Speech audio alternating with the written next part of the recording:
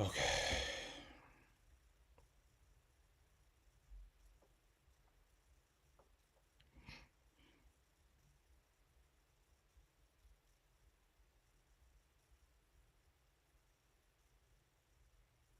Hmm.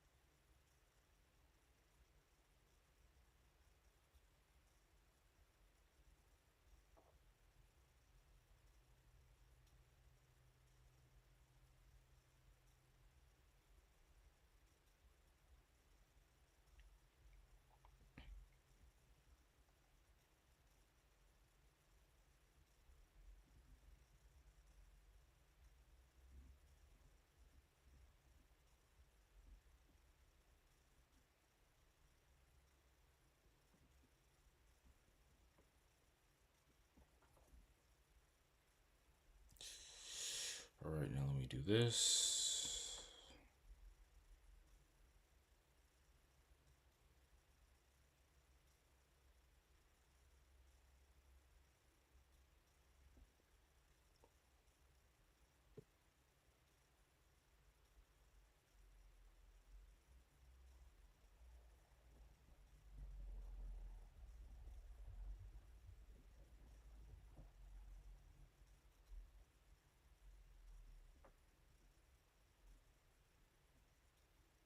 Get rid of that. I don't like that.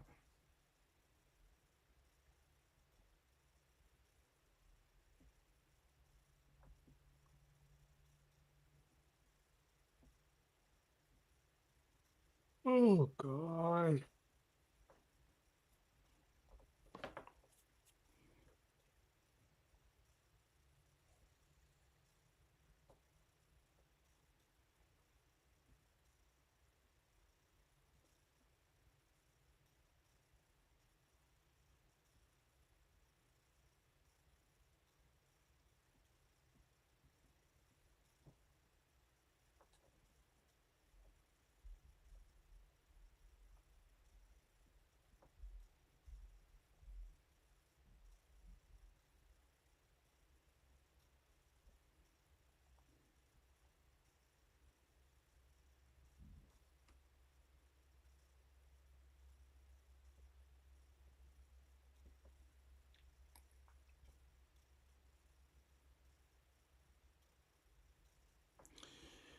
All right.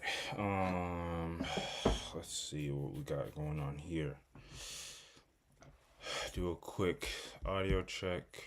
Ace, how's it sounding? Check, check, check. How do I sound? Do I sound okay? Do I sound volume wise loud enough? Perfect, Not too clean. loud. Might have to make that a permanent fixture. Ghost. I don't know what you're seeing over there, but how's the audio? Check, check, check, check, check, check. Sounds good. Sounds like you're in one of those dark escape rooms, but it's fine. Um, and then what about myself? I kind of got the mic moved back a bit. How's the audio sound? Does it sound alright? And is the volume at a acceptable level? Nope. Yeah. Sounds good. Okay. When you're second Ace, check the live, see if everything's looking alright. See if there's any weird echoes. Mhm. Echolocation.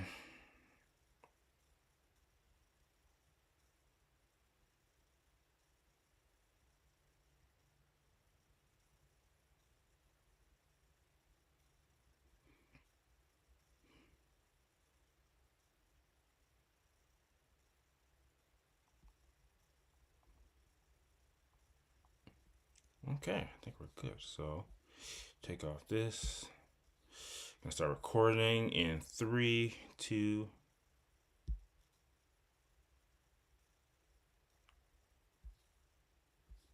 Alright, hope this looks alright.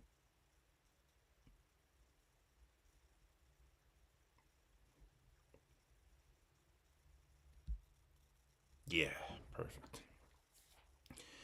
Okay. It feels if I always forget how to do this intro, but sometimes you gotta, what do you say, speak from the heart. All right. Welcome back, everyone. Welcome back, guys, to the Be Warned and Be Filled podcast. We're back. We're back, and we have not everyone, but we have most of the guys, the crew, the bros. We got Ace. What's up? We got Ghost. Yo, And we have myself, QuestLando. Guys, how we y'all feeling? How we all doing? Not too bad. could be a little better. The classic. And I myself rather, I'm doing pretty fine as well.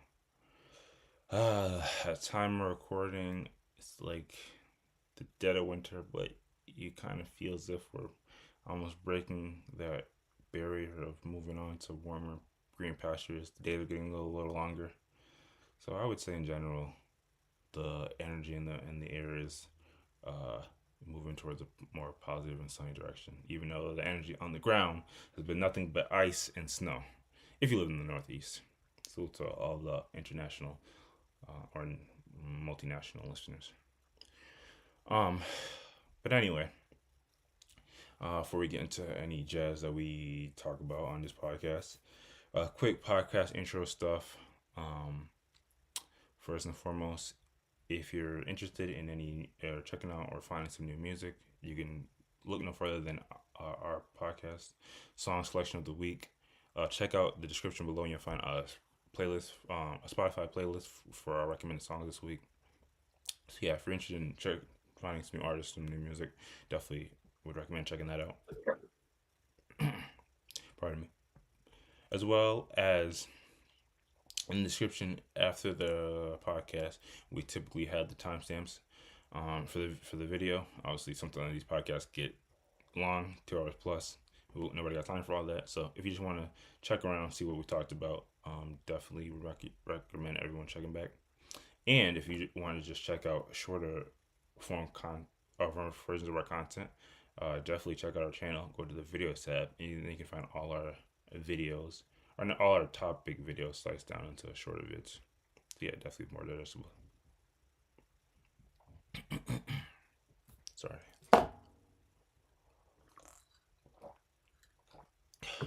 And before we get into the topics, getting right to the crux tonight. Well, actually, we usually have content recommendations and or reviews, but I think actually there's nothing to go over tonight, is there? I do have a recommendation. Oh, my bad. Go ahead, go. So new adult animated cartoon it's come out. A few episodes are out now called Common Side Effects. Oh yeah. And I I don't know if y'all have seen the trailers at all, but it's by the co-creator slash animators of Scavenger's Reign, which, if you recall, was one of my favorite animated series ever of that I saw last year, but it was one of my favorites of last year and just in general. So I had high hopes going into it. It's a lot different tonally than Scavenger's Reign. Long story short, it's kind of like a satirical look at pharmaceutical companies, and there is some sci-fi element slash otherworldly stuff in it, but it's a lot more subdued than Scavenger's Reign.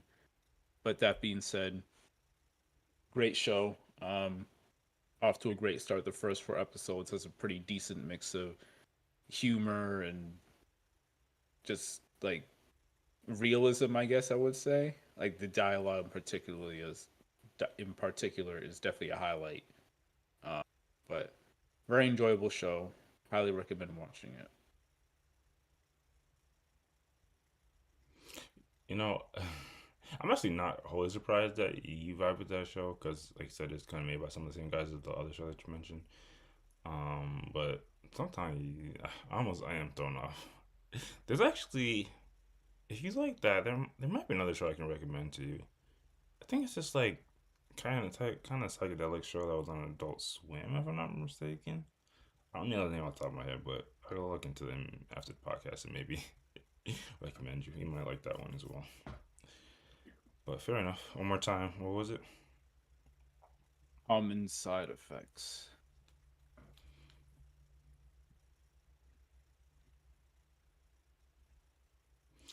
Got you. Got you. Watch it free.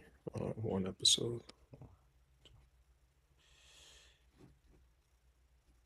Okay. Cool. Anything else? I Nope. think that's it. Bet. Okay. If there's nothing else, we can jump right into the topics, right into the content. No messing around. Oh wait, I actually did. I just remembered there was something else I wanted to, a bit more of a review than a recommendation. But my bad. It's all This good. is a book. I didn't fully make the transition yet. Go ahead, real quick. This is the book. Ace, you might have heard of this one. Oh, I already know what Called. you're about to say. Oh, do you? Yeah, I saw it on the I mean, Goodreads. Oh, Red Rising. Yeah. Yeah. This is one that's been on my to read for pretty much a decade at this point. That I had started it years and years ago, and like for whatever reason, I didn't enjoy the first chapter. But it's been on my to read forever, and I just finally got around to reading the first book. It's I don't know if I quite know if it's a trilogy. There might be a continuation, but it's sci-fi fantasy, um, and although there are certain things about the book that I don't necessarily enjoy, it's kind of like even despite that, it's so compelling and it's so like just engrossing that even despite the stuff that I like actively don't like about it, it's still like I had to read it, like binge read it in one day. Like it was there's no putting it down. And I'm this isn't to say like it was my favorite book ever, but it was the premise and the concept was executed so well that it's just kind of like unavoidably like yeah, I got to give it up. I kind of don't want to get into too much detail, but long story short, uh it's this dude grows up in a society on Mars, and he thinks that things are a certain way. Turns out they aren't. That's all I'll really say without delving too deep into it. But yeah, extremely good. Although again, there are certain things that I actively really don't like. But like negativity aside, it's I'm almost finished with the second book at this point. Probably gonna be reading the third immediately after. Yeah, highly recommend it. I would say it would make like a great anime slash show, just because again, it's super compelling, entertaining. But Red Rising by actually let me get the author's name here, by Pierce Brown. Nice. Yeah, it's been on my to read list for forever too. I never started it though, so but I had a dude recently recommend it to me, a coworker. So Mm. I definitely will be bumping it up in priority. Dang, good old fashioned word of mouth. That still exists. Yep. I feel like every week I'm inclined to check stuff out because of y'all's Oh yeah, I say that, but recommendations. I say that, but that's the literal point of content recommendations, not warm reviews. Yeah, I guess so. Fair enough. Is there anything else, or are we gonna remember something at the last minute? I think that's all. That's all. I don't know. I think there's nothing too heavy tonight anyway, so relatively light when it comes to the gravity of the topics. Sorry. All right, let me shift. Give me one sec. Go back here for a second. Nice art. I think I think less for that. So we go here. All right. Jesus Christ. I've been seeing some change with X. Like sometimes people have. I know you can't see what I'm looking on the screen yet, but people have like this member tag, and then like I don't even know what that means, but I guess this makes me. It's like a community post, and this person Yeah, belongs is a member of Insufferable Women's Uncensor. Doesn't it kind of feel like it's like looking like kind of akin to like Reddit? yeah. I'll just yep, Huh. thinking that as well. I wonder if that's the direction. Anyway, let me give the audience the scoop on what we're talking about here. Okay, and the names are in the right place. Nice, I like that. Okay, so this first topic, and this is really just more of a story time. Um, Text, DMs, what's going on, what's going down in the text, what's going on in the DMs. So this is an interaction with this young user, and they posted this interaction with one of their associates, one of their friends. And they with the little caption, we'll get into the text, but with the little caption, I guess I'm just a B word with a B with a bit with a bitch ass opinions. Now that's kind of strange. Why would they? Why would they say that? So I'm gonna give the TLDR, but I kind of want to get into it. All what you need to keep in mind right now is we've all had friends, associates, peers um, come to us with their problems, with their what's going on in their lives, and we as good, dutiful friends and peers and family friends, we want to like give the best advice, and obviously we're an advice podcast, low key, but sometimes even though we love them dearly, people be a little hard headed. And I think this is one of those age old stories. I think it pertains more to like women. No offense, but it is what it is. I don't know if guys necessarily go back and forth as it pertains to who they're interacting with. But mm, maybe some maybe we can relate uh, to some extent, or maybe at least we've seen this movie before. So let's just take it step by step. Go inside that first big Ace. Oh yeah, actually, when you're using desktop mode, it's a little different. Okay, so all right, so I know it sucks when I read in. Is it possible to zoom in? You can't zoom in from there, can you? I can. I'll just have to scroll down a little bit. Okay, we want to make sure everyone can see it. Thank you, appreciate you.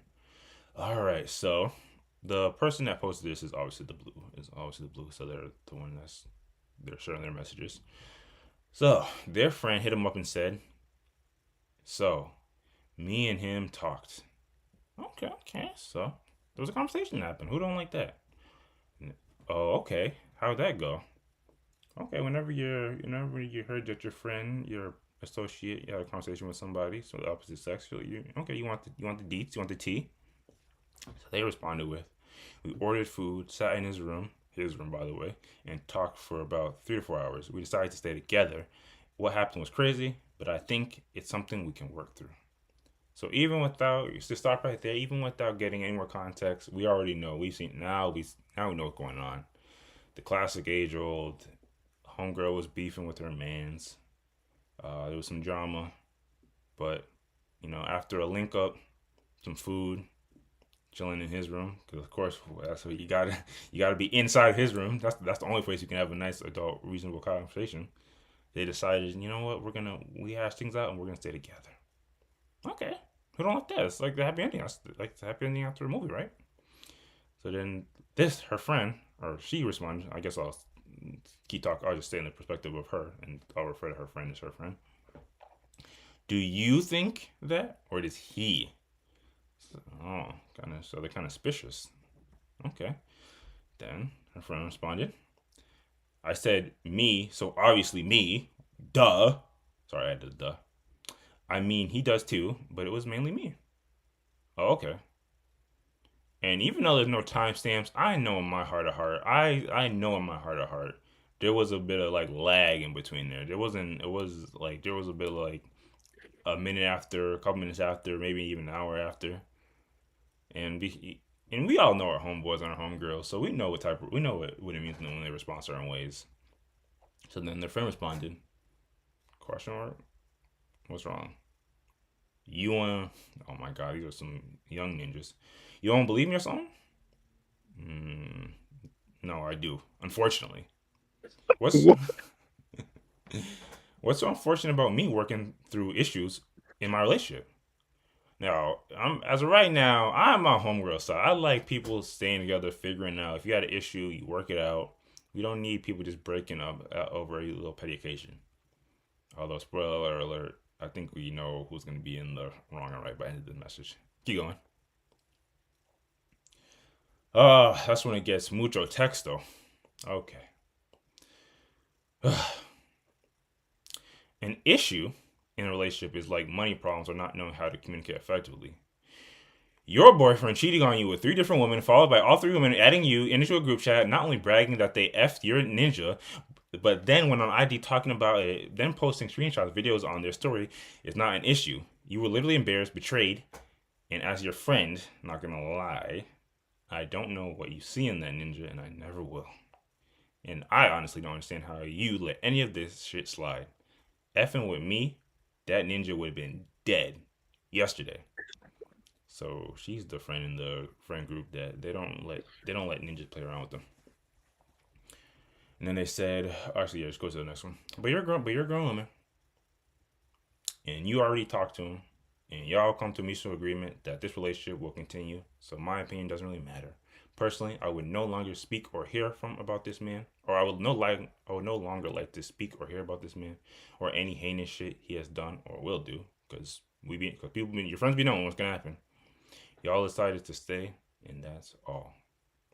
Okay, okay. So they said their piece, and sometimes you just gotta say your piece and leave it at that. But obviously, a lot of friends don't be friends, so this is how you get these type of interactions. And her friend responded with, "Not everybody is like you and can just crash out and leave every ninja they disagree with. Some of us who are actually in love, love capital letter love, try to make shit work. I don't need your bitch ass opinion." Hence why we get the person's caption. And I kind of want to start right here, get you guys' take. If you're, giving your take, and before we even get to what this specific homegirl said, if you're giving your take and somebody responds with like this, "I don't need your bitch ass opinion," what are you doing? What are you doing, Ace? I mean, it's this is more situationally as a whole as opposed to one text. Like, if this was just, you know, a random interaction with a friend where we get into a heated thing and it gets to the point where we're saying stuff like this, that doesn't necessarily mean I'm just gonna like cut them off or anything like that. I think we could still work through. Like, I could still work through anything that I've had any slight issues with any friends in the past before. So, but like if we're talking about the situation as a whole, that's another matter.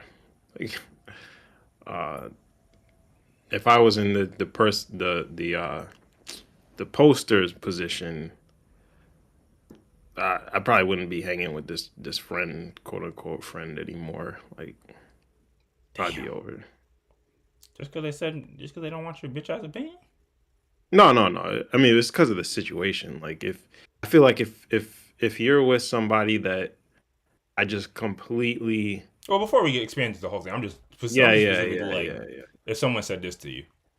No, no, no. No, this can be worked past for sure. Okay, okay, This mature. text. What about you, Ghost? If you're, talking with one of your associates, one of your friends, someone that actually vibe with, and you're, giving them advice based off what they got going on in your life, and they hit you back with, "I don't need your bitch ass opinion," because they really put a lot of emphasis on the bitch ass part. What are you responding with? What are you doing? I mean, honestly, it kind of depends on like how close of a friends we are. Because if this is someone that I'm like friends with, but it's more like acquaintance friends, I'm literally blocking and I'm not talking to this person again. Damn. That's our first reaction. But if this is someone like I'm actually friends with and it's escalated into this, I'm probably hitting them with a "Who the f you think you're talking to? Don't talk to me until you learn some sense." And I'm leaving it at that. I'm not responding again or to anything they say until they come back with an apology. But I'm not blocking them straight up. But I would probably just say something like that and just dead it and not have anything to do with that person for the short term future. Because like I I'm understanding to an extent of like other people's stances, and I if someone texts this to me, like I would get why they were so in their feelings, but I would still feel like disrespected. And again, you're not talking to me like that, and just I'm gonna sit there. Well, I'm here for you, and nah. That so yeah, that's probably gonna be my first reaction. I don't know. I don't know though. Sometimes you try to match energy. If you respond back, say who you talking to, they're gonna hit you. They're Yeah, gonna it's hit gonna you be back. Say dead anyway. they're gonna hit you back with, "I'm talking to you." Yeah, I mean, if they did, like, I wouldn't respond to anything they said after that. Because one thing I will say is that, like, I try not to match energies in a way that'll be detrimental. Like, I'm not gonna go bringing up all their past dirt and go crazy on them. It's just more so like I'll say it and then not talk to them, just to know that like you're not just gonna say it and I'm not gonna say nothing. But I wouldn't let it escalate past like them. Even if they did respond, I wouldn't respond again. Dang. Y'all might be better than me then. I'm the type. You guys already know. Somebody was talking to me like this. I'm putting the laughing emoji.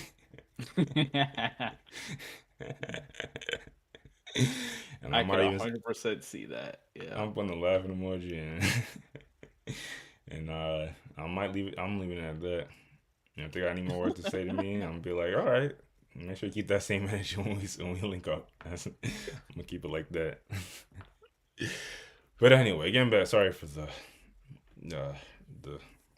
stopping in this middle. Getting back to this story. Anyway, so after getting promptly told, "I don't need your bitch ass opinion," the user posted responded with, "You needed my bitch ass opinion when you were crying on the phone about that ninja dogging you, though. You needed my bitch ass opinion when you were trying to get your get back, but didn't have any ideas on how to do so." Jesus Christ. That's what you got to mind who you're talking to. Oh sheesh. Yo, there's more. You needed my bitch ass opinion when you needed help tracking down that ninja's location, only for us to find him at another B's house. Damn. Yeah, you gotta be careful who you're talking to. Scroll down a bit. Oh my bad. So yeah, I'd rather be a B with my bitch ass opinion than settle for the settle for a effing dog in the name of love. Now why he gotta be a dog? Just because you let motherfuckers treat you anyway or any sort of way doesn't make you a morally better person than me. Jesus Christ, dang! I feel if you you're no longer friendly, you start calling each other the B word and H word. Maybe if you cross out a little, ninjas wouldn't be so quick to manipulate yo easy ass. Don't ever come at me sideways. Oh, sorry. Don't ever come sideways at me again. Damn. And I think that's where it settles. And then they took to social media with this interaction. Damn, I wonder It's what they was red. on. Damn. I wonder if they just read it and left it, or if they responded. Anyway, so like I said, we've seen this movie thousands of times. I want to say it really probably happens with younger folks, but maybe even older folks can get into certain jams like this. Look on that profile picture for a second. Just trying to see something. Can we not? We don't need to do any investigations. I'm not any. Okay, that's all. I was just curious at the age. Most people don't even have their age in their profile, but Well, she does. But that's neither here Yeah, nor there. that's But anyway, Mm. um, so yeah, I think ultimately, like I said, we've seen this multiple times, and I think it's well, I don't think we, as just grown ass men, can relate to a story of like if you think one of your associates, your friends, is dealing with somebody that's no good for them, how do you deal? How do you what do you say to them? I think more so, I'd be curious to know what you guys take about like, when you don't agree with your friend's decisions in general, like just in a general sense, whatever scenario comes to your mind. Um, what do you think is the appropriate way to approach it, especially if there is some level of stubbornness or unresponsiveness to what you're saying? Do you are you? And I guess you guys kind of answered it already with some of your responses, or what your take would be if they responded that negatively. But do you think it's best to leave well enough alone, or do you think as a friend or somebody that's a part of your community, it does make sense to typically give your opinion, even if they might not receive it well? What do you think, Ghost? You're more just let it rock and let them do what they're gonna do, or as a friend you're gonna give your opinion no matter if you might be received negatively. Um, I think you should always give your opinion, even if you know it won't be well received or received at all. Like, even though this chick, she kind of went a little overboard, she did still, I think, convey her side and her perspective on things. Like, I'm gonna say accurately because I don't know the I don't know the actual goings on, but it didn't really come off as like a personal attack at her. It was more so like this is what happened in the past. These were the actions that we experienced together, and now you're switching up. So I do think again it could have been done a little more gracefully, but always say your stance on it, and Hmm. beyond that, once you make your point known, and in this case this friend, like, she was not trying to hear any of it, that's when you just let it be. And in a few weeks or however long it takes for the friend to come to her senses, which hopefully she does, that's when she'll probably come back like, yeah, can we talk? Yeah, I was bugging, I was wilding, this and that. He was cheating on me again. Like, we know what's gonna happen He's here, definitely, yeah, he's hundred percent. spoiler alert, it's gonna happen again. But at that point, that's when the friend's gonna come back, kind of sucking up and looking for the apology, and that's when it's like you hit him with the. I mean, you kind of have to hit him with the "I told you so." Like, you have to, but That's already my favorite.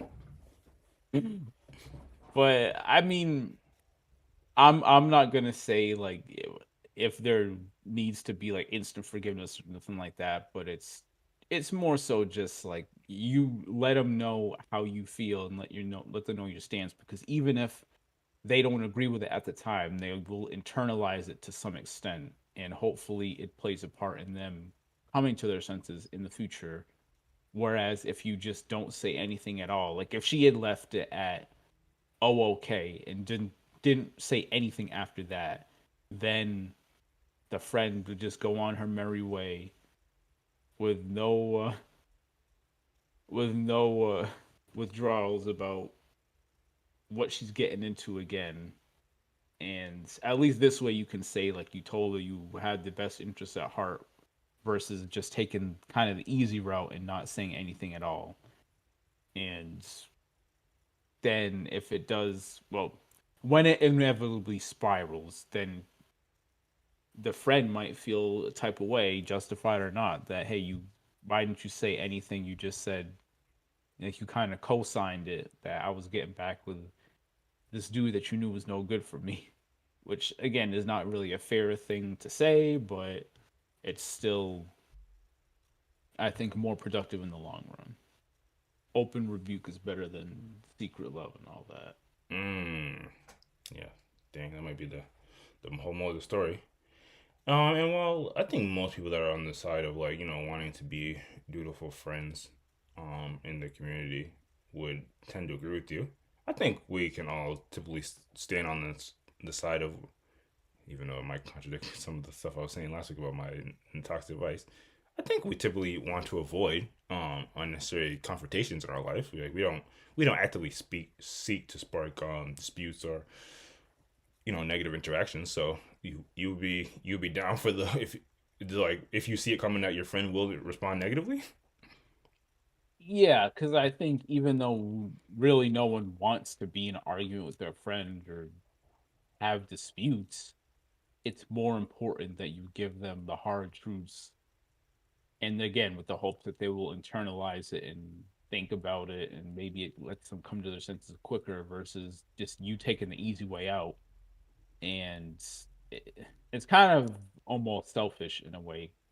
Like you don't want that confrontation, so you're just going to do what's easy for yourself versus it's doing what's harder for yourself but better I mean, we for all we the all take the friend. path of least resistance. Yeah, we shouldn't always do that, even if it is easier. Oh, fair enough, fair enough. And I think you briefly mentioned that. I might have misheard, but like on the element of like forgiveness, yeah. So you would be willing and ready at the end of the tunnel when they come back around and they're looking for forgiveness after they may or may not have said some harsh or critical words to you. You're gonna be there for the forgiveness. Um, If they really do hit you with something to effect of, I don't want to hear what your bitch ass has to say. I will say probably yes. Like it's not gonna be an instant thing, but like I'm envisioning like what have been one of y'all. This is one of y'all texted me like this. Like I even if I saw that, even if I was the recipient of them saying something like this, I would know where it comes from in that it's more of like a lashing out thing than them actually believing that or believing this and thinking this way. I would hope. But so yeah, it would probably be some level of forgiveness, but it's not just gonna be, oh, you apologize once and then we're cool again.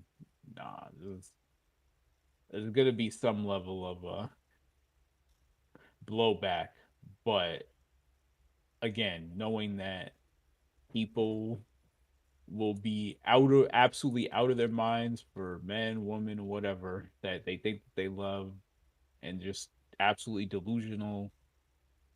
I think there's some allowance for this kind of losing your head, where in normal circumstances this would be like unacceptable.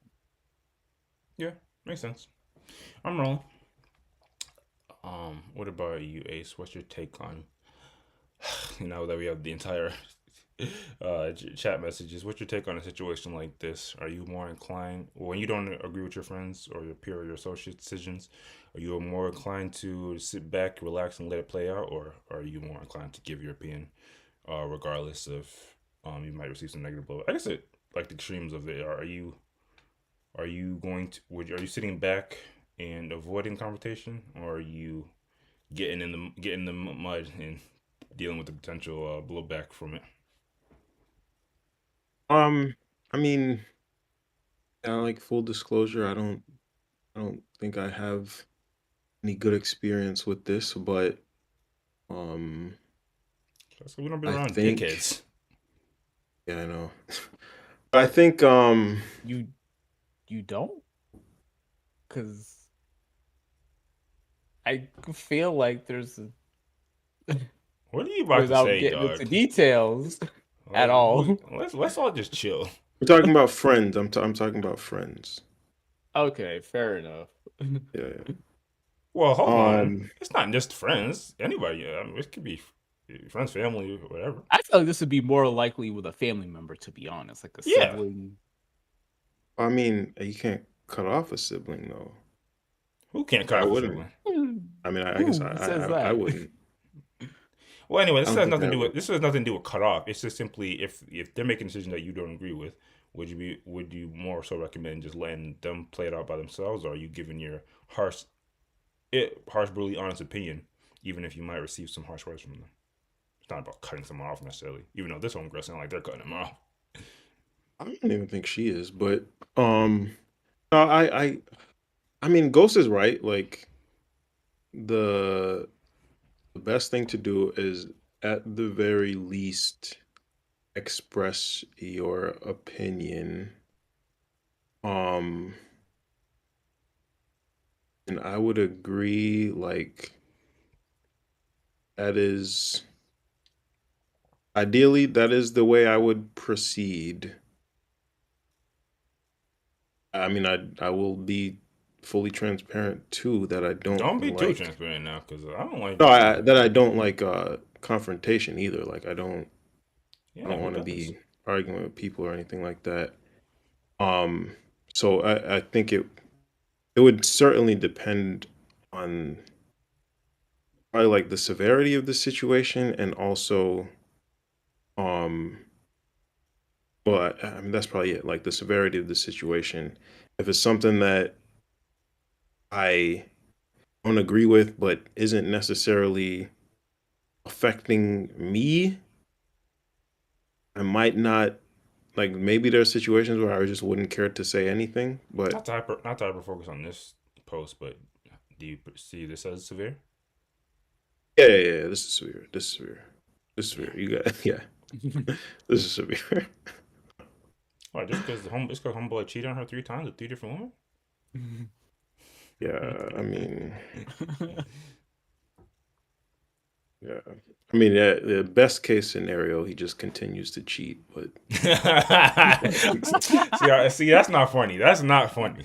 That's not funny. Damn, damn. uh, Yo. but yeah, I don't know. I guess in summary, like I agree, Ghost is right, but in actuality, there may be situations where I would not care to say anything because of like I don't know lack of perceived severity in my end as well as whatever the decision is not necessarily affecting my life.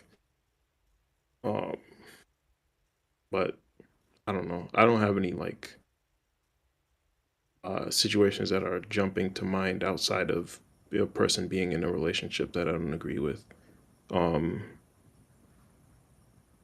So you're saying that again, be out of character, but let's say this is me on the other end and I'm calling you all sorts of wild stuff. mhm. You're not gonna have any any inclination to respond, or would you just be I mean, if you're calling me stuff, then I've already expressed my opinion. Like, you're not just gonna call me stuff out of the blue when you say something. that's that's a wild start to interaction. I mean, yeah, but I'm on the other side of this where you're giving me sound advice and I'm tossing you out and going in. Yeah. Mm. What? I mean, the question is, would I say anything? And like the scenario you're posing is, I've already said something. So I Oh, like I what? see. I see what you mean. Yeah, Yeah, I was yeah. kind of coming at it from the other angle, but yeah, I see what you mean. Yeah, ultimately. Oh, sorry. Did you have anything else? Ace? No, no. Yeah, ultimately, it's sometimes in life we do have to take the roads that do have some level of obstacles or confrontation. But it's definitely better to be, as brutally honest with your family, friends, associates, peers, than to stand by idly and let them walk themselves into to death or something. That's going to lead themselves down a painful road. And while humans and people in general are hard headed, stick necked, hard headed, stubborn, whatever you want to say. uh, you never know when you being honest will get through to them opposed to if you just stand back and let them walk to their own destruction. Well then, and not to say that we should feel guilty if they do bump their heads, doing stuff that they shouldn't be doing. But if you truly do care about a person, you probably are going to be more inclined to, uh, you know, put a helping hand out, even if they're rejecting of that helping hand at first. So it is what it is. Um, Yeah, I think I forget what was that, but you guys are right. They're gonna end up being home. They're gonna be end up being homies again. Yeah, yeah. But Oh man, that's so stupid. If there's nothing else, we can go on to the next topic.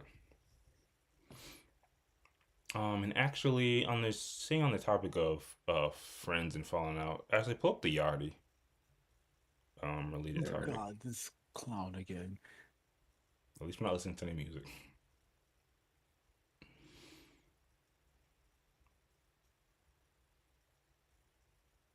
Kind of stopped.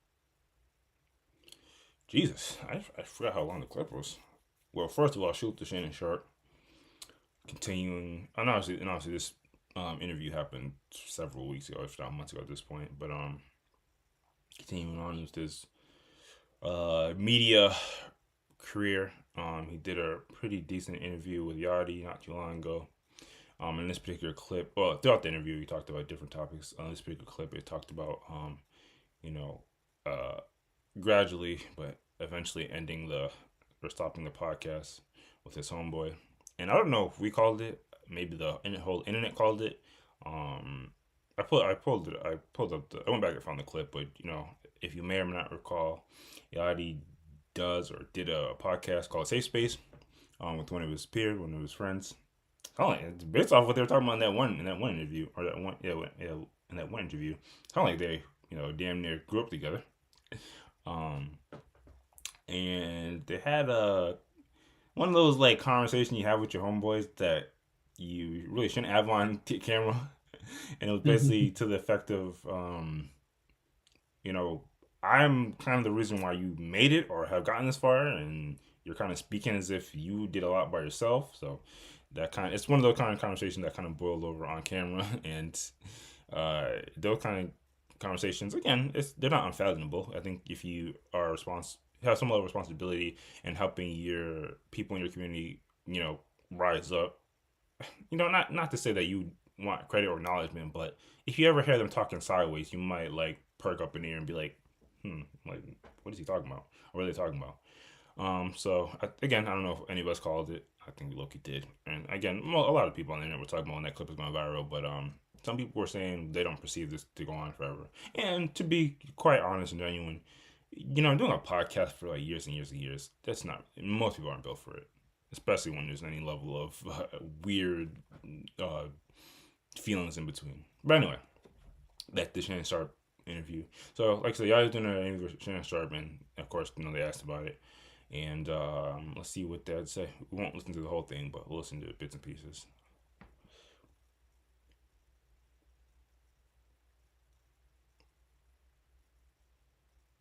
I kind of stopped.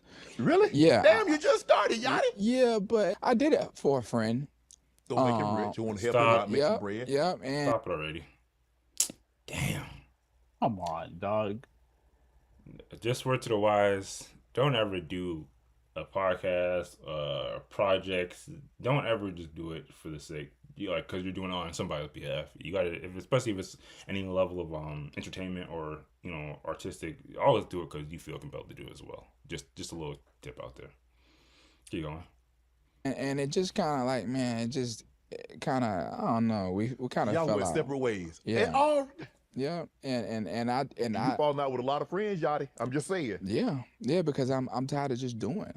I'm removing myself. Okay. Like respect to them, and I hope they live great lives and do great things. But bro, this shit go years beyond right now of me being there, extending my home and opening and spending money and taking people around the world. I've been there. Right. Way before anyone knew these names or who these people were. I was there for them, right? Like, so I don't, like, I'm over it. Like, I'm over it now that people got some fame and fortune and they like have They certain feel like they need you. egos. It's not, I mean, I don't, you don't need me. I don't ever want nobody to think that you don't need me, but like, we're gonna have respect. Can y'all reconcile this? You say y'all were friends before. Can you reconcile? Maybe. I don't know. It's not on my brain. I kind of move forward. I kind of move on and kind of just look forward. I never really turn backwards. Can you really genuinely, authentically mix friends and business? It's hard. Real. It's really, really hard because there are certain conversations that are hard to have with friends, especially like because in just business Pause it. sometimes. That seems like it directly feeds into what we're just talking about. Those tough conversations that you have with your friends and peers. And what Shannon just asked is kind of the crux of this topic, like that age-old question of mixing um, business with family and friends. Listen to a little bit more of it. I think we kind of get the gist of it though, but listen to a little more of it. It's not going to always be beneficial for you or that person. And when you're friends, friendship is kind of built on like equal partnership, Yes, and it's mutually beneficial. that's just not how business is all the time. So it's really hard. You got to be an Actually, stop egoless there. human being. I want to say sorry, but at the same time, one we include the links for everything in the description below. So if you ever want to look at something on your own accord, feel free to check that out. And also, um, we never know. Shannon starts podcast one of those content copyright strike type deals, so it works out for everybody. What he just said right there. Do we subscribe to that? That friendships are about equal parts relationship. You should be getting back everything you were giving out. You agree with that? You agree with that, Ace? No, I don't. Yeah, that don't honestly sound right. What about you, Ghost? It does not sound right at all, and the fact that this is his stance kind of sheds some light onto why he's losing friends. Just saying, just saying. Hmm. Yeah, it don't sound right. But I guess we would still generally agree that it can't be completely lopsided. You can't just feel like somebody's bumming off you. I mean, in some ways, yes. Like if you feel like you're being used, purely used, then it's probably not really a friendship. Um, but at the same time, like I think friendships shouldn't be dependent on like really anything transactional. It's just it's somebody that you gravitate to, somebody that you have whatever, maybe may have things in common with, may not, but at the same time, you're just inclined to be around that person because you like, who they are, or you can communicate well, all that stuff. Like that's all that really matters. So if there's a period where one friend is quote unquote benefiting transactionally um um over the other one, like that I don't think that's 100% indicator that it's a bad friendship or anything like that. Yeah, yeah, I'm rolling. I think most people, just generally speaking, that have friends in their life, they think the same way. It's kind of wild. But I guess you also gotta be um, conscious of the fact that when you're in different platitudes in life, um, things are just a bit different. A grown ass person that's successful in or pretty much in their prime of like success in life, if they're interacting with like a younger, not necessarily say, not necessarily say that younger is the main factor, but if someone that's like either on their grind or like not there yet, the dynamics of how that friendship would look, it just might be a bit different. Um, Yeah, and that is, I mean, I know Ghost doesn't is not gonna want me to say this, but to give some bail, like having wealth and fame, I'm sure influences how critical you have to be about the people that are around you and whether they are truly just mooching off you or it's a genuine friendship. yeah, and It's even on different like, from considerations or the things even I have like, to. even like on a lower scale, like if you're like at a pace in life where you're working mad hours and you got bills to pay and you got a family that depends on you, but you got a friend that's like early in their educational career or maybe even not in their educational career, they're just kind of doing a part-time job and just kind of winging it. It's just like you might genuinely enjoy like a lot of those things that you mentioned, their energy, their communication, their the presence that they bring, um, but the lifestyle differences might impact how you look at friendship as a whole.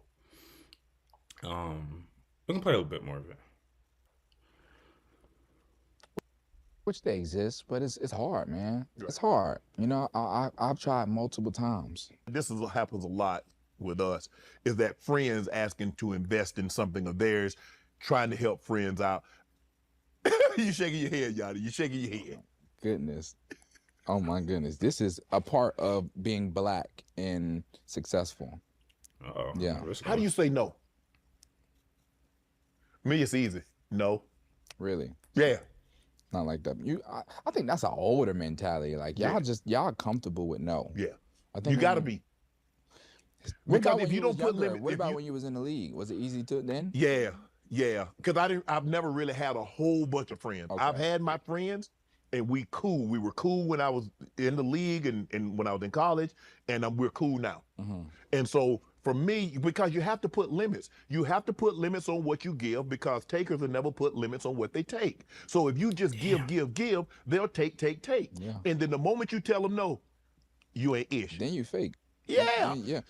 Man, you got all that money. Yeah. Did all your friends do something? Were they all? No. Okay. My friend, one of my college friends, Pause it. he's still. I think that's good enough. Salute to Shannon Sharp though. That's dope. You know, obviously he's a older brother who's literally been in the league and has, you know, a tremendous amount of success in his career and on TV and all things of that nature. So the fact that he's also imparting some level of guidance to some of the people that he interviews, obviously younger folks, that's dope. That was low key bar. People takers don't be having limits on. Takers will ask all day and night. That's amen. But yeah, I would say, you know, we try not to hyper focus on a specific entity or whoever's speaking or the story at hand. But I guess I'm kind of curious, you know, now that we see kind of the conclusion of this, and you know, we don't know if it's the full conclusion. You know, there's always chance for reconciling and pocket the safe space part 2. But what do y'all think of did this kind of further cement the idea that over time you really can't do really can't do businesses with friends and close ones long term, or you think you just you think there is a way you can go about it to where you don't bump into these issues? And I guess, what do you think of some of Yachty's responses in this regarding this topic? What do you think it is? I mean, my general thoughts about doing business with friends and family. I mean, I haven't had any problems with it. I've done it multiple times in the past. I mean, technically, this could be considered that. The BWBF podcast. Hey man, We're going strong. When they're gonna be on billboards, and we still have the same level of cordialness. Y'all better. But yeah, I mean, I can certainly see how issues can arise, and I'm not going to discredit that. It's certainly not going to be ideal for everybody, and maybe even not ideal for the majority. Sorry to cut you off, but if you say that I know what you're talking about, but if you say you've done it multiple times, is it always like peachy, or do you ever kind of you acknowledge something throughout the project or the business transaction of like, I'm either putting in a little more than I expected, or something doesn't feel off, or something feels off rather? No, I mean, to me, like, the thing is, if issues arise with like timelines or anything like that, it hasn't affected like my relationship with that person. It's just we're doing a transactional work type thing, and we both are approaching it in the same way. Like, if we are up against the deadline, we either, if it's me on my end or if it's that person, like, we're doing everything we can to get it done. And we acknowledge that sometimes it's just impossible. So, like, but it's never been like, okay, now I'm not cool with this person anymore. So I guess based off that, it seems like you've always felt as if the partners, the friends, and the equations are putting in just so much effort or has just so much concern as you should. Right. That's what I'm saying. Like, of course, there's going to be situations where that's not the case, and like I was saying, maybe that's the majority of situations where, um, if friends go try to go into business together, or family tries to go into business together, maybe it is more likely that rifts will arise because of um perceived like wrongs or ills or whatever things come up, and you blame it on that person's personality rather than like approaching it as a, just a work, uh, approaching it as you would if you were like in a work environment with somebody that, a coworker or something like that. Yeah. um Maybe, yeah, maybe that is the case, but just speaking personally, like I haven't run into that, so I would not say like it's 100% something you should just avoid. You just have to know who you're getting into whatever project or whatever with. A lot of times people feel as if they do know. Like if we grew up Of together, course, that's if why they we've got been into it. Yeah. if we've been riding, we've been cool. Of course, if we put some money in between, we should be cooler, right? Right. Yeah. Yeah. Yeah, I mean, I don't know what to say there. Like, nothing. Nothing that can be. Or maybe you should just err on the side of caution and uh, take Shannon Sharp, and I mean Yachty isn't necessarily saying it 100%, but like lean towards not going into business ventures with friends or family than doing it. Maybe that is a good idea. Yeah. Um, how about you for yourself, Ghost? Um, does hearing this sway your input one way or another about the conversation of doing business with friends? Do you think there are specific things that people could look out for if they do take on that responsibility or that venture? What do you think of the Yari situation in general? I suppose. Um, I don't know. I haven't had any scenarios in which like deal with friends or family that it's kind of backfired, but that comes more so from like being selective and I know as much as you can know. Like if I was going into business with a certain type of friend and it would be beneficial and I wouldn't foresee issues, and then I know the type of friend that I could try that and I would foresee issues. And I think it's just about being selective in even like just even giving it a shot, because while it is on the surface kind of straightforward to say, oh, we'll deal with it as a business. And if it doesn't work out, then it's not going to affect our friendship. But if you do get into business and you feel like the person is taking advantage of you from an aspect of they're not putting in as much work, or it's they could be doing more, then consciously or subconsciously that is going to affect like the way you perceive them outside of that business venture. So I do think there's some value in being selective and just not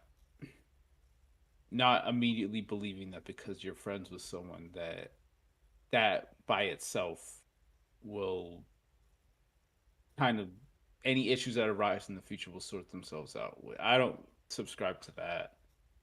I do think that what Shannon Sharp saying makes sense, and that sometimes you do have to just say no. Yeah. But I don't know, for the stuff that Yachty in particular is talking about, it just seems the way he said stuff seems kind of weird and kind of off, because at the end of the day, like there's business ventures, and then like where Yachty was talking about, oh, I'm doing this for them, I'm doing that for them, and he's saying I don't need the it, I can't remember exactly how he said. I think he said that there needs to be a level of respect or something there. that is where it kind of transitions into there's doing business dealings where you need to be selective, but then there's beyond that, like if you're friends with someone, it shouldn't be like you're keeping track or you need to see some level of gratefulness or respect for them before you feel comfortable with giving them a gift or doing something for them again. Like that's like a business transaction. Like you're looking to get something out of it, which isn't that shouldn't be the goal of friendship. It just it comes off as very kind of self-centered in that I did this for you. I am going out of my way to help you out, so you need to or I need to see something from you that like if you have to actively search that out and you're have concerns about that, then I feel like you're not really friends with that person and like it that's not a healthy mindset to have. You know what's interesting about that point? And maybe looking at it like that, maybe that's like a way to look at things. Like, if you ever feel it like that with a person, maybe that's the type of person, or maybe you're not the type of person that should go into business with friends. Because I think we all tend to agree with you that there shouldn't be necessarily a one to one transactional elements in a friendship. But the problem is, if we're talking about business, then there is a heavy emphasis on transaction because we're putting in something, expecting to gain something out of it. And in a business, everyone has their roles and responsibilities, so you will be more inclined to like keep track of certain things, and especially if the other person's asking more of you than you are of them. So I wonder if that's one of the elements. Like, if you're going to business with a friend, can you can you be comfortable with the way that the business would breed, in the sense that you have you have a comfortable position with them, and such that, like, okay, we're confident in what we're going to put in and put out, and but we're still going to maintain our level of closeness as friends. Hmm. You're saying like is that just a prerequisite? I mean, I think it damn near might be, because like I said, I agree with you. Although I think you would agree, if you're talking about what we're in business now, there is going to be some level of transactional effort.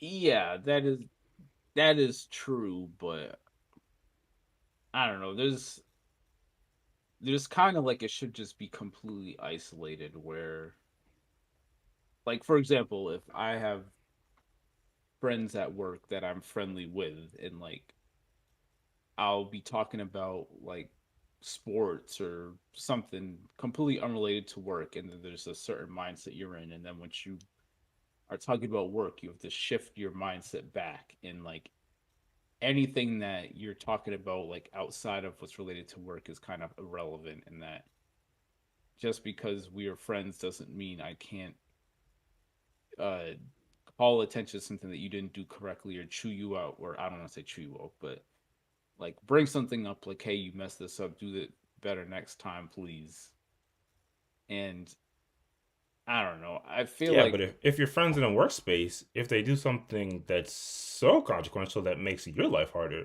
in a business sense, are you going to be inclined to talk sports with them afterwards, or as inclined? I mean for me yeah like it wouldn't have any difference like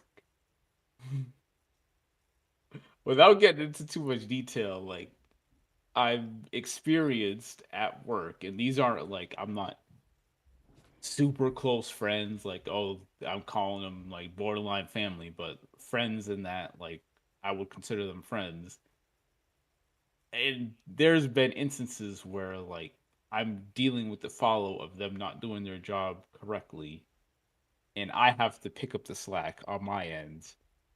And even though I'm not like pleased about that, like for me, it doesn't have any impact at all on like how I perceive them as a person. Like I could look at a job that you messed up that I have to fix, and I'm spending hours fixing it, and then I see you and we're just talking about something completely unrelated and doesn't have any impact on me. But that's the way that I approach it, because I treat it completely independent of each other. But it can be hard to not blur those lines. Yeah, maybe you're built different.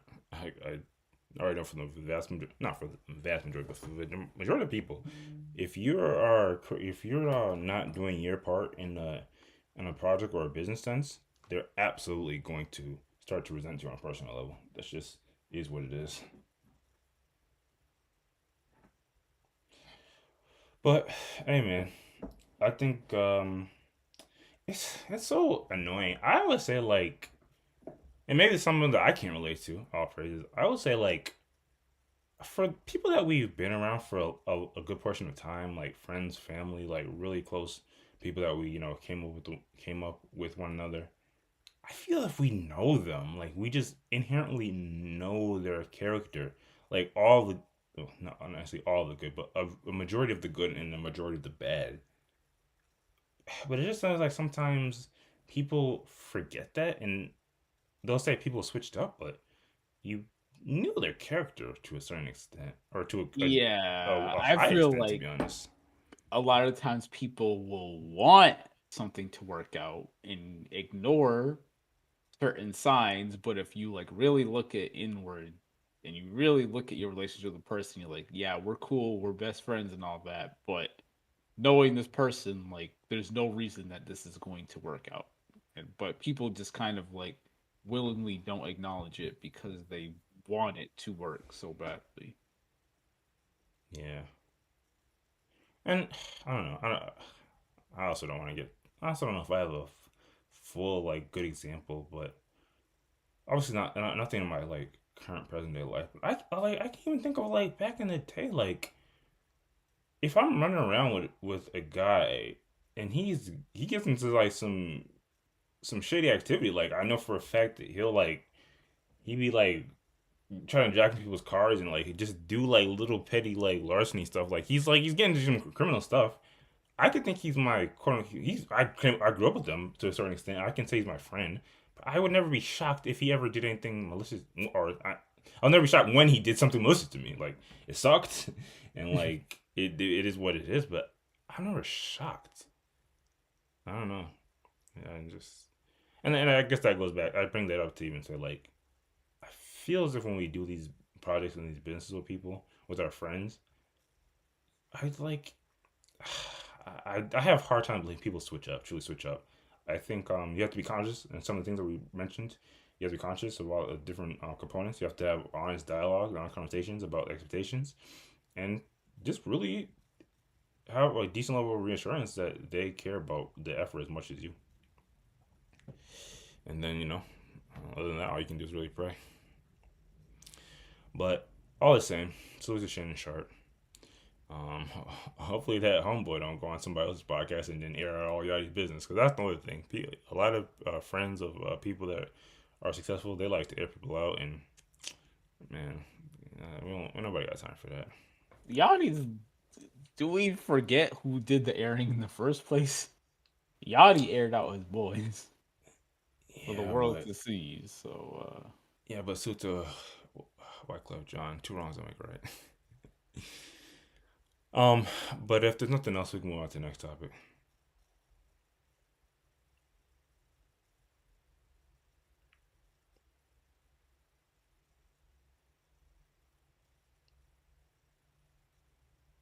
Sick.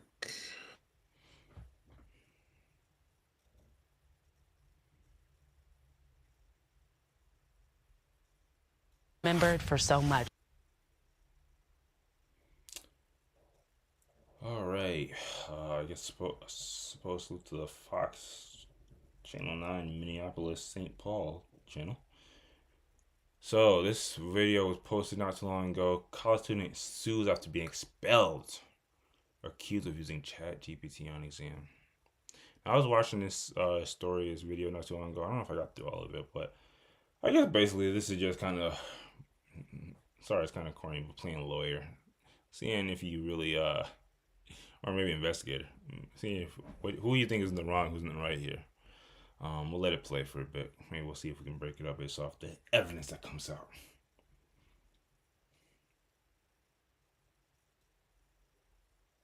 The University of Minnesota is now suing the school and a professor after he was expelled for allegedly using ChatGPT in a final paper. The international student lost his visa over the matter and is currently in Africa. Fox 9's Karen Scullin spoke with him via Zoom and joins us live on what has become pretty controversial, Karen.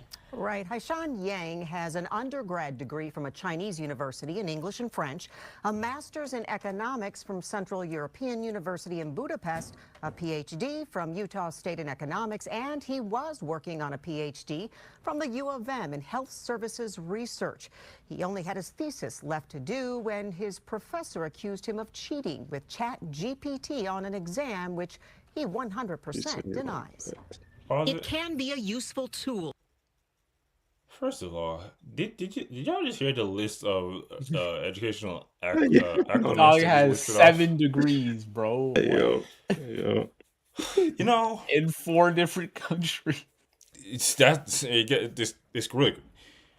I feel like I was talking to y'all about this. Yeah, I was with the author of the Frankenstein book. I feel in this day and age, these pursuits of education are like you went to school in France, and then you go to school in the States, and you did a little bit in little international schooling in like China. I feel like that's not common these days. And what do these people end up doing? I mean, if you have multiple PhDs, you do everything, right? Yeah, I mean, probably a lot of them teach, but they probably get into research and stuff. Like, I don't know. You gotta do something. That's what I'm saying. Like, I feel that people cry about how much it costs. You go in debt to get a bachelor's degree. How much does it cost to get multiple PhDs? I guess at that point, some of it's like free and paid for. I don't know. Right. Yeah, I mean, I think they probably do. They are deferring having to pay by continuing to go to school, probably. So that's the strat. Yeah. Yeah, why you gotta get a real good job after life, that. you won't have to pay anything. Why don't people just stay in school forever? Probably a good idea, to be honest. I guess just don't use ChatGPT. That's the other thing I'm gonna say. I know a lot of times schools raise a big fuss over like you can't plagiarize or else you get in big trouble, but they expel you for that. They like outright just expel you from the entire school. You ever heard of that? Well, they expel you for plagiarizing, but is using AI not that we know if he did or not, but is using AI considered plagiarism? It should be. I think the laws. I don't know if the laws have caught up to that yet, but as of right now, I think a lot of schools have outbanned the use of AI for at least for like examinations and stuff like that, like for your full thesis. I guess for exams, yeah. Although I'm curious how he would use it for the exam. I guess the video will get into it at some point, but let's keep going. But teachers and professors also know ChatGPT can be used to cheat, using words of artificial intelligence instead of the student's own words. Let me ask you just straight up. Did you cheat? Did you use ChatGPT in any way? No, I did not use ChatGPT in the exam. Haishan Yang was working on getting his doctorate in health services research and policy administration at the University of Minnesota when Professor Hannah Neprash accused him of cheating on an exam by using ChatGPT. I was told that you failed the exam because I failed exam because they suspect I used ChatGPT in the exam, and ChatGPT is not allowed. Yang's case went before the U's Campus Committee on Student Behavior, who upheld the professor's findings, and ultimately he was expelled. But in addition to denying using AI, Yang says you can't prove it because it's like using Google. You will get different answers every time you ask ChatGPT the same question. I tried myself. I put a question to the ChatGPT. I generate 10 times. And it's so different. So it's not possible to replicate what's the evidence. So my initial reaction to this kind of evidence is that this should be never been used against any student using this method. In a defamation lawsuit filed in state court, Yang accuses the professor. Okay, so we've heard his testimony on the matter, and obviously, one, you can't necessarily tell with a prepared interview with the news station, and also, I mean, if the brother got multiple PhDs, maybe he's maybe he's just way more smart, intelligent than The all of us. Chat But GPT is modeled off of him. yeah, basically. I guess just at face value, how are we feeling? You believe him, Mace? Yeah, I believe him so far. Okay, I believe him. Ghost, you believe him? If you were a jury of his peers, would you believe him? I mean, I need to see some type of proof. Believe him for now, but I do find some of the wording he used kind of interesting. Like when she If asked, I like, were to did you cheat, use Chat GPT to cheat at all? He said, I didn't use it at all on this exam. Kind of very particular wording, and like the fact that his argument is mostly the crux of it is based off of, even if I was cheating, there'd be no way to prove it, versus I didn't. I find that interesting, but I do for the moment believe him. I mean, that's. I Innocent mean, to proven guilty and all that, but I mean, isn't that the best? I just find that a little funny. Isn't that one of the best defenses? You prove it.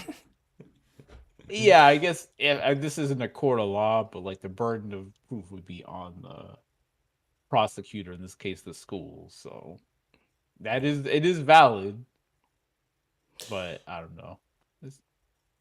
Fair enough. Let's keep playing. A defamation lawsuit filed in state court, Yang accuses the professor of submitting altered, possibly modified evidence to the university committee that upheld the professor's findings. However, a forensic analyst at Seattle University that Yang hired to check the findings found that several things had been, in fact, changed. Yang's advisor, Brian Dowd, who has been on faculty with the U for 45 years, strongly supports Yang and says there's not strong evidence to prove he cheated. In Dowd's appeal support letter to the U, it says in part, absent that evidence, I would conclude that the student and ChatGPT drew from the same source material and there was no scholastic dishonesty. Dowd also says Dr. Yang is the best read student I have encountered in my time on the University of Minnesota faculty. Pause it. Now, First of Yeah, all, come on, where did this random glaze come from? Like what? Like what? Like who? that's crazy. Like nobody asked you what did you think about the student. I mean, obviously, whenever we're going against a core committee, they do like to try to get an idea of the character of the person in question. But nobody asked you, what do you? Oh, he's the best. He's the best student I've ever seen in my life. In all my decades of teaching, I've never encountered a student. I don't know where that came from. But no, I mean, clearly they were trying to. They were saying that because it's like in defense of, well, you're gonna say he used ChatGPT, which references all of these different, I mean, references essentially like the internet, all the different sources that he could pull from the internet, and like he is extremely well read, so he could have not the same, not the same wealth of stuff to reference in his head, but similar. Like it, just like ChatGPT pulls from a ton of references, he can do it as well. Yeah, obviously. The justified glaze, okay. Yeah, he could have phrased it a bit differently. That's all I'm saying. Yeah. But it sounds like, and you guys let me know if we're on the same page. It sounds like the rationale for the professor or the school uses that, upon doing their own analysis, like effectively, if they punching into Chat GPT themselves or something like it, they got like a similar response from what this brother put into on his exam. That's basically how it seemed like the evidence is. That's what it sounds like, because a lot of the times universities and schools will have software that'll do analysis on like plagiarism, or it'll look for certain keywords that like say, oh, there's an X percentage chance that this was plagiarized, or X percentage chance that this was taken from Chat GPT. But it sounds like the professor made the determinations just by himself based off of his knowledge. which that seems kind of crazy to me, but or maybe we're misinterpreting or something. Yeah, I kind of got lost But in what the full scope of the evidence was, how they came to the determination. They were saying stuff was changed. Kind of got lost in the details there. We can play it back if it would help. I don't think they expounded upon. I think they just said like the brother used his own independent source to assess the analysis that the professor had, and it sounded like, and kind of were just going based off what it was shown, but the professor or the school was using like, and it might have been some software comparison like you were mentioning, Ghost, of like, okay, so this is what the student put, and this is what ChatGPT says, and they are the same. well, it sounded like the student is saying that the professor altered his documents that he submitted, Oh and there Right. was a shit! forensic analysis that agreed with the student's Dang, this is claim like a low. that it was. Is this turning into a low key Lifetime Sci-Fi Channel movie? The professor got beef with the student, so they altered Exactly. his. That's the craziest part. It's the craziest thing that's come up here. Damn. Okay, actually, I guess we'll just continue to play. See what else they have to say. Fears his life is forever changed. My career is the trajectory is dramatically changed. I still have to figure out. Furthermore, some more strong words from Brian Dowd's appeal support letter. He says, my final point concerns the treatment of Dr. Yang by faculty in our division. This is not the first attempt to expel Dr. Yang from our program. An earlier attempt resulted in the division writing Dr. Yang a letter of apology and university attorneys requesting an assurance from Dr. Yang that he would not sue the university. In over 4 decades in our division, I have never seen this level of animosity directed at a student. I have no explanation for that animosity. Yang is seeking $660,000 in defamation payments from the professor and to be reinstated by the university. The university said they couldn't comment in detail except to say that appropriate actions were taken in this matter. In the newsroom, Karen Scullin, Fox 9. Why wouldn't they? Why wouldn't the school try provide more commentary? Why would they got the evidence? Why wouldn't they just play full like broadcast? Just going to court. Dog, that recommended video. Anyway, so yeah, in this day of AI, there's always suspicion of people using certain tools and systems to cheat and or get ahead. But yeah, I mean, basically based off this, it's not. Is anyone changing their mind? Does anyone not believe him anymore? I think by the end of this video, I think we even more so. I believe it more than ever. You might be on something with like some type of conspiracy because you got the professor of the university that expelled him saying this, and they tried to expel him before and failed. Like, nah, That's crazy. bro. Getting potentially expelled before, and now they try to frame this on you. And they got the forensic analysis saying that the documents were all like, nah, he had to be an enemy in somewhere high up, and they're trying to frame him. Like, at first, it was maybe he was up to something shady, but come on, bro. Like, you can't have a better defense than he has right now. Damn, this is kind of crazy. Well, I guess a question that comes out of this from me is, in the battle, if you will, of like AIs and the education system, I guess whose side are you guys generally more so on, as far as, or are you more sympathetic towards, I suppose, the schools and the teachers and professors? Because now they have this uphill battle of not knowing whether students are using these tools,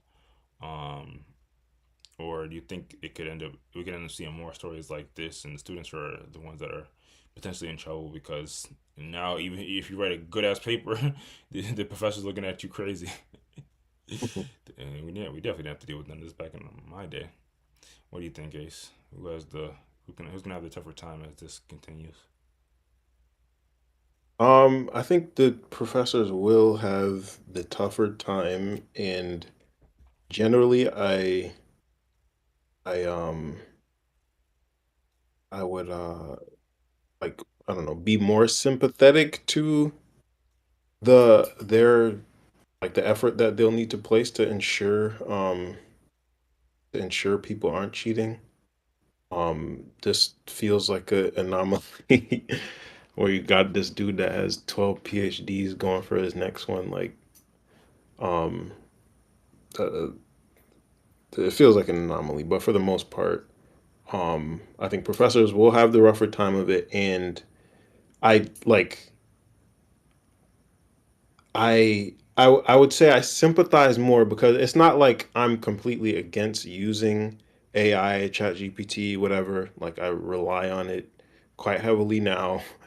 But at the same time, I understand that for people that are in school, college, you want them to not only be able to get answers, but also understand, more importantly, how to arrive at certain answers and like Yeah. develop the thought process to getting to certain answers without having to rely on another tool. So if it's reading, like if you have, um, you have a ton of material that you have to get through and read, while you could go and have ChatGPT spit out a summary of it, there is also benefit in you doing the reading yourself and being able to come up with your own summary and pull out your own, pull out what you believe is the most important, and draw your own conclusions before let a tool like ChatGPT guide you to a conclusion.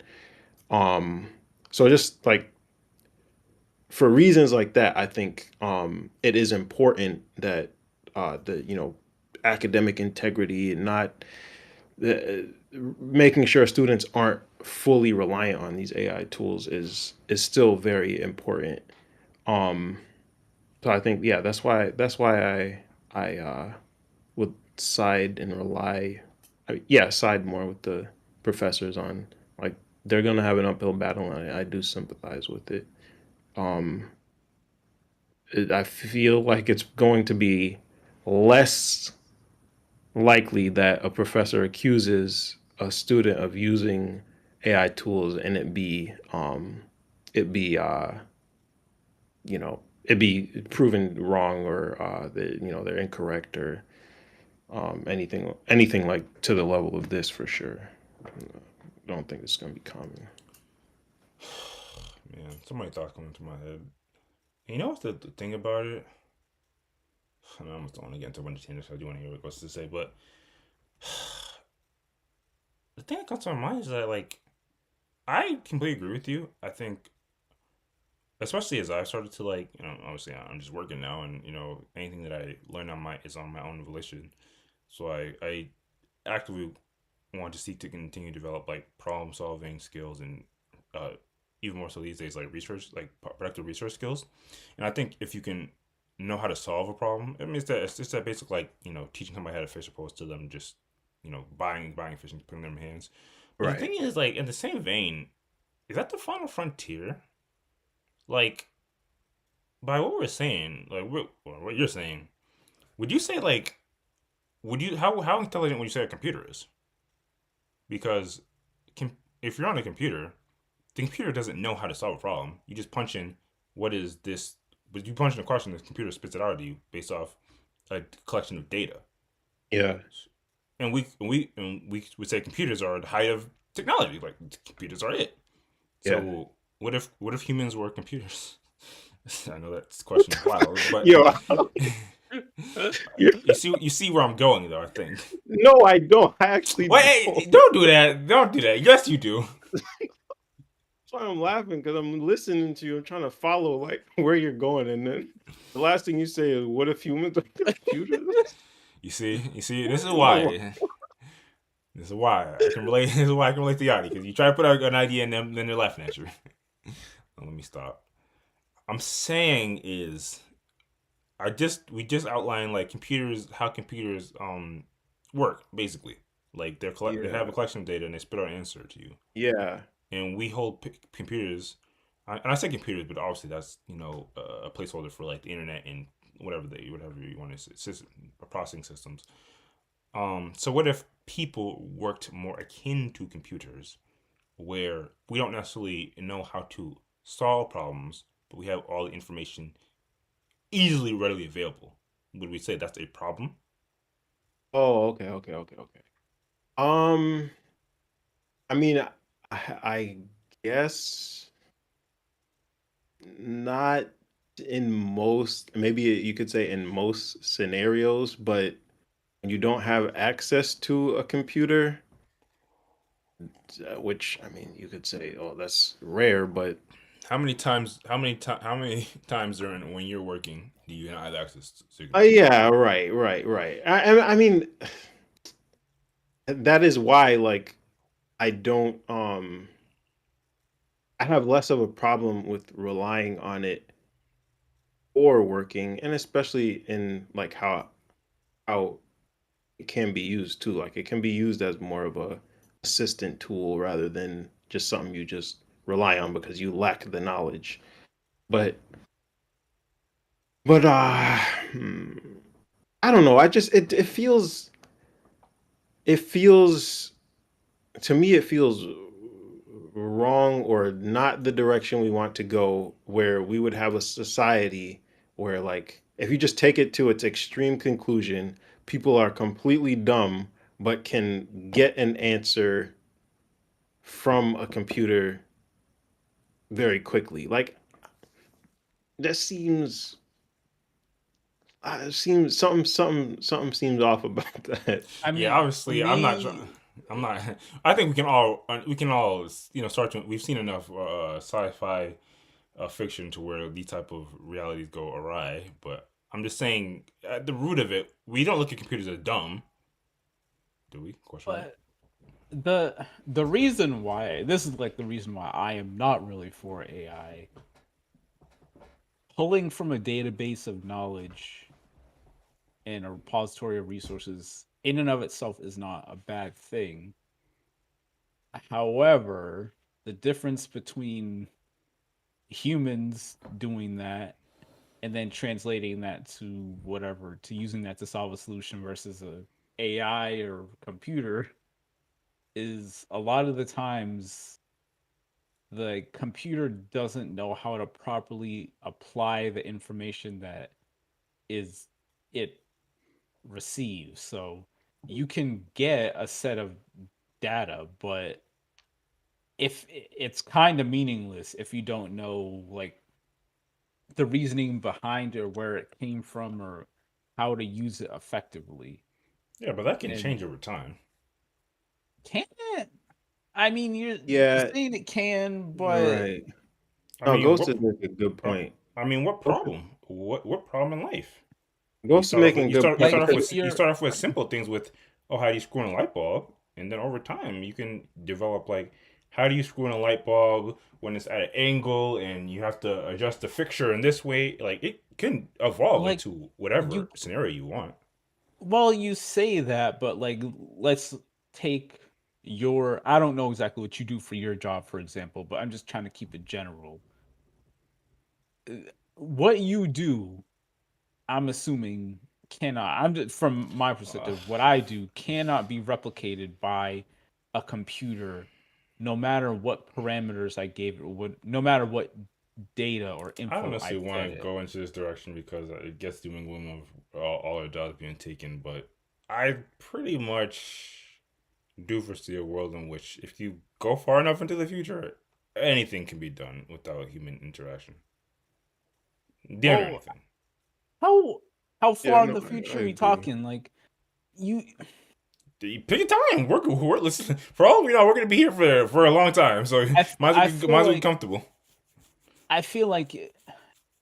you can on paper you can foresee a future in which that's the case, but there's so many like little intricacies and nuances of problems that humans currently solve that maybe in the future AI or computers can solve, but that one case where certain conditions aren't taken into account by a computer and it can lead to long-standing effects like catastrophes that weren't taken into account.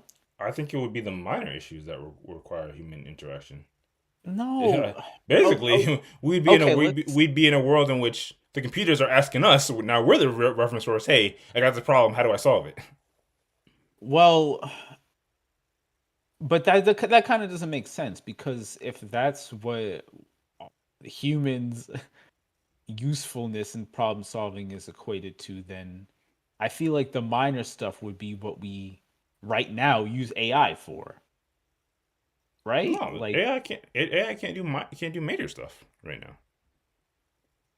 Major is what yeah, I'm saying, but I know. So what I'm saying is right now humans do the major stuff, AI does the minor stuff. But what right, you're saying is that in the future AI can do the major stuff and then humans do the minor stuff?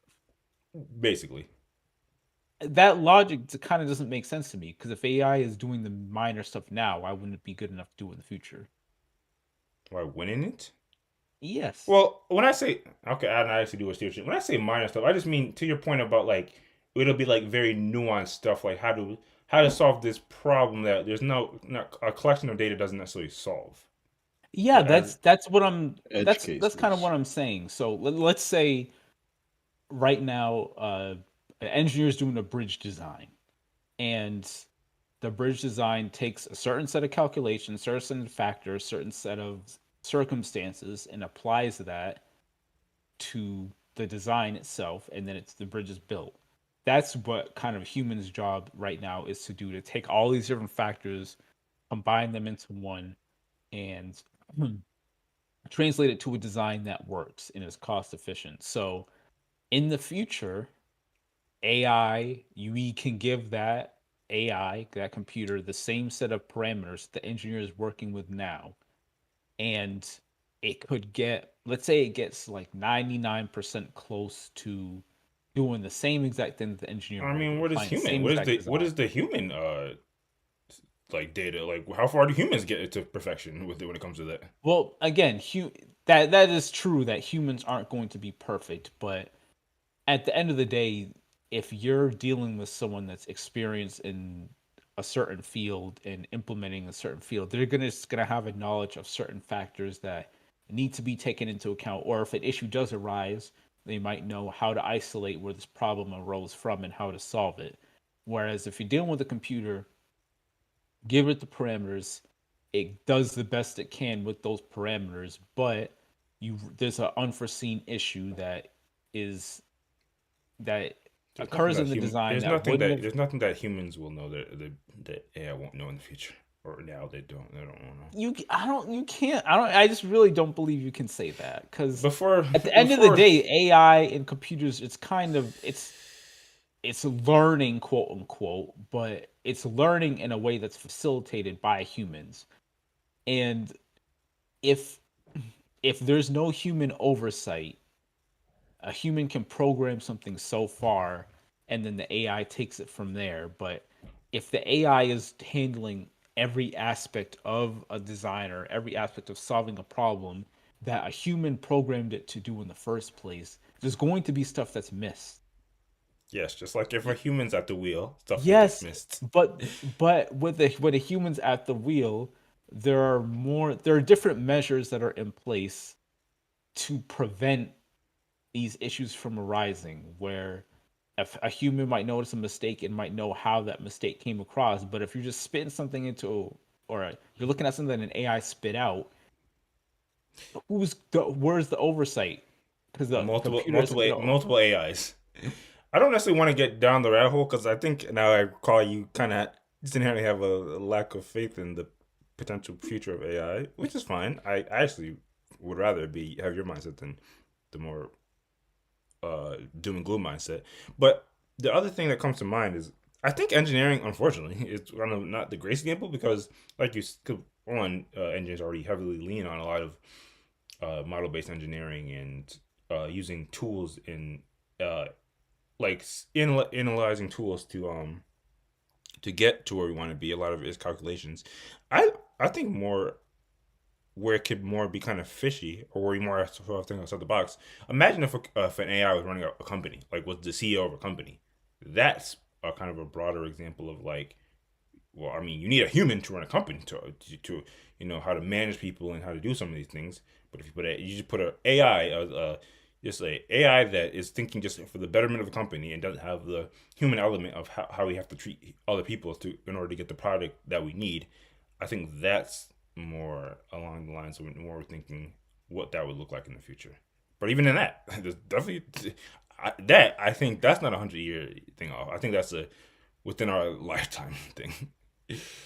Yeah, no, I agree with your. I'm pretty much the same position as you, Quest. Like I fully believe AI will get to a point where like it's making jobs like ours obsolete in the not too distant future.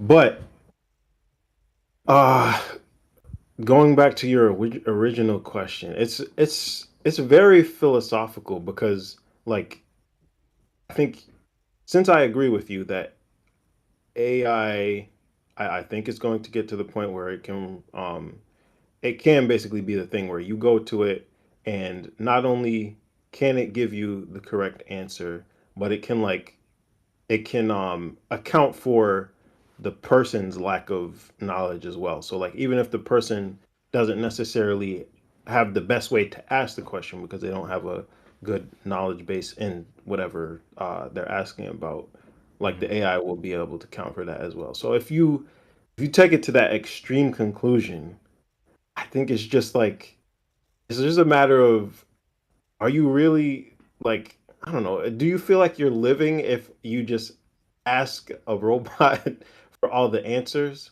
Like if you never have to learn a thing anymore, I feel like it doesn't feel like living to me. Like The thing that You know that's is, what's crazy? I read a sci-fi short story like literally today, kind of about this exact thing you're talking about, Ace. yeah, that's why I draw like from that. I draw from sci-fi when I think about these things. like I said, I feel as if we've seen movies and works of fiction that are akin to the thing we're describing. Well, that appeals to me at least. Like I obviously want to live in life in which I do my own research and I can analyze certain things. I can take the nuances from what I know about the context of a particular time or event, and build or not my own interpretation, but an interpretation that makes sense.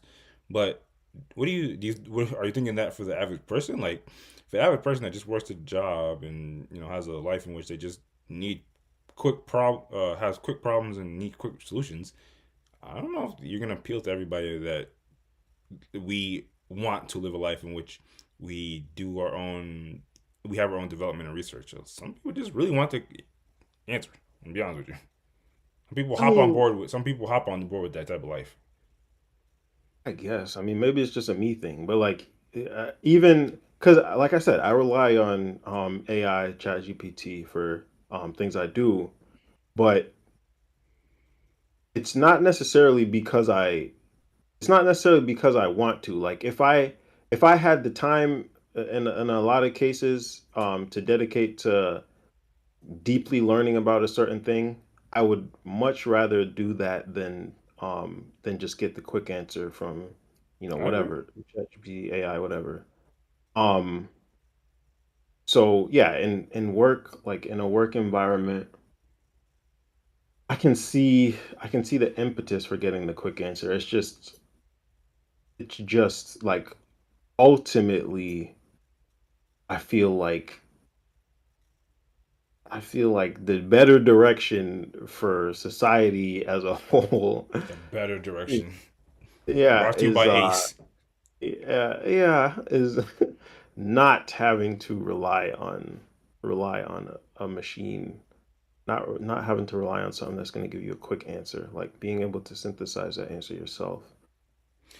I Ah, think I think you kind of said it in there. It's like time is a big factor. Like if we had the time, we would. Well, some of us would put in towards the energy and effort. But I Yeah. think in a world in which we prioritize how much time it takes to accomplish something, and or where sometimes emergencies arise, like what if it's like a life and death situation? Hey, I need to know how to save this person's life like right now. Hey man, just give me the ChatGPT answer at that point. Yeah, yeah. I don't need to know why this thing saves this person's life. I just need to know that what will save the person's life. That type of thing. But my apologies. These AI chat GPT conversations kind of tend to dissolve into broader ideas and in some cases doom and gloom scenarios.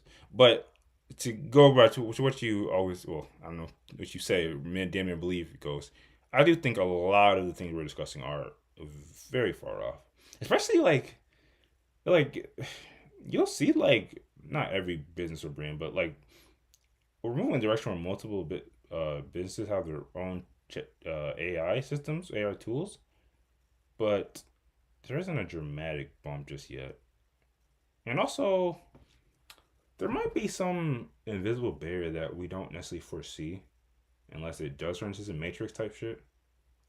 Like, one thing I think about sometimes, do we really have infinite storage as far as like drive space? I mean, we got quantum computers coming in a way. I think What does that that's gonna mean? be good enough. I think unless we build quantum computers that can like reside in like space and then we start to use materials from other planets, I think we're capped eventually. I have to bring Wes to get the answers on that part. Yeah. But anyway, the moral of the story is, we got very far away from this stoner. I don't know about y'all, but I hope he beats the case. This definitely sounds like a Tubi movie in the making. The school, like a documentary about how the school wanted to get rid of him because he was on the precipice of developing some theses that would like change how we view pharmaceutical companies or some weird thing. I don't know, some big corp. I don't know, but anyway, hope he beats it. The burden of the proof is on the school, and they probably did use some type of tool that gives a percentages of like the likelihood that a person use AI or something like that. But you need to do better than that in this day and age. And if he beats it, that's definitely going to set a precedence for others, for schools in general. Like, hey, you can't just accuse students of doing this. And honestly, isn't the answer just to have them take exams in a monitored room, like with cameras and stuff? Yeah, I don't. Yeah. Anyway, real quick. I'll go ahead. Don't need to respond to this at all, but I'll look it online, some of the articles, and it seems like he might have actually cheated. So nice. I like when we do. We can move on. Nah, give us the TLDR what you came across. I don't.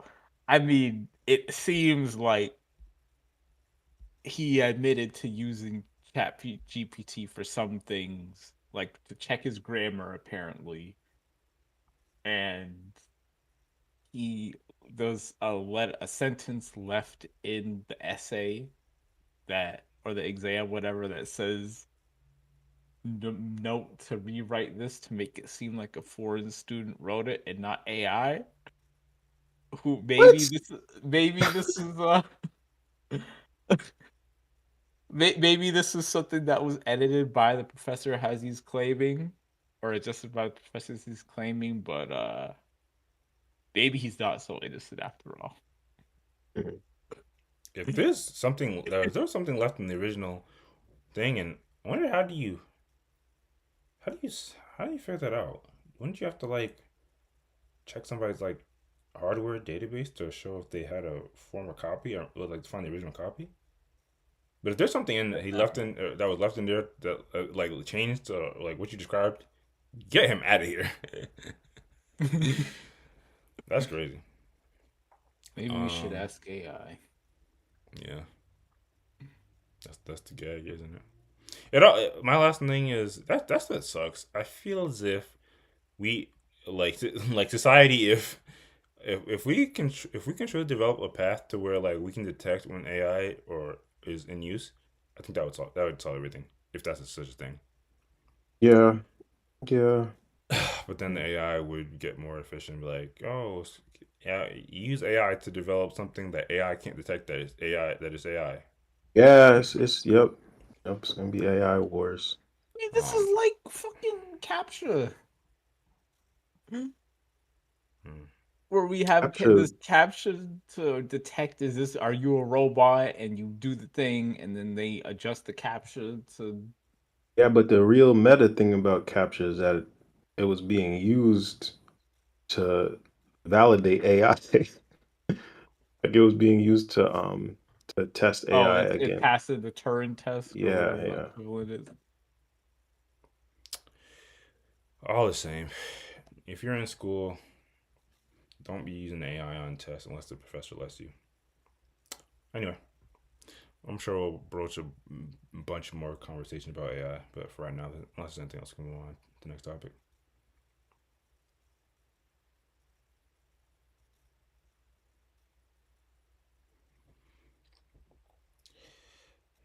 All right, and last but not least, go to the original post first. Um, how do I do that? Go to the post that's uh inside of the quote post. Oh, click this. Yeah. So Suits at NFR podcast. I once looked them. I see them post about hip hop related items. Hopefully they don't themselves do any shady shenanigans. I actually saw this recently, so this is damn near breaking news. But it feels like once a podcast we bump to something that's adjacent from the Drake Kendrick wars that don't seem like they'll be ending anytime soon, even though the beef is long over.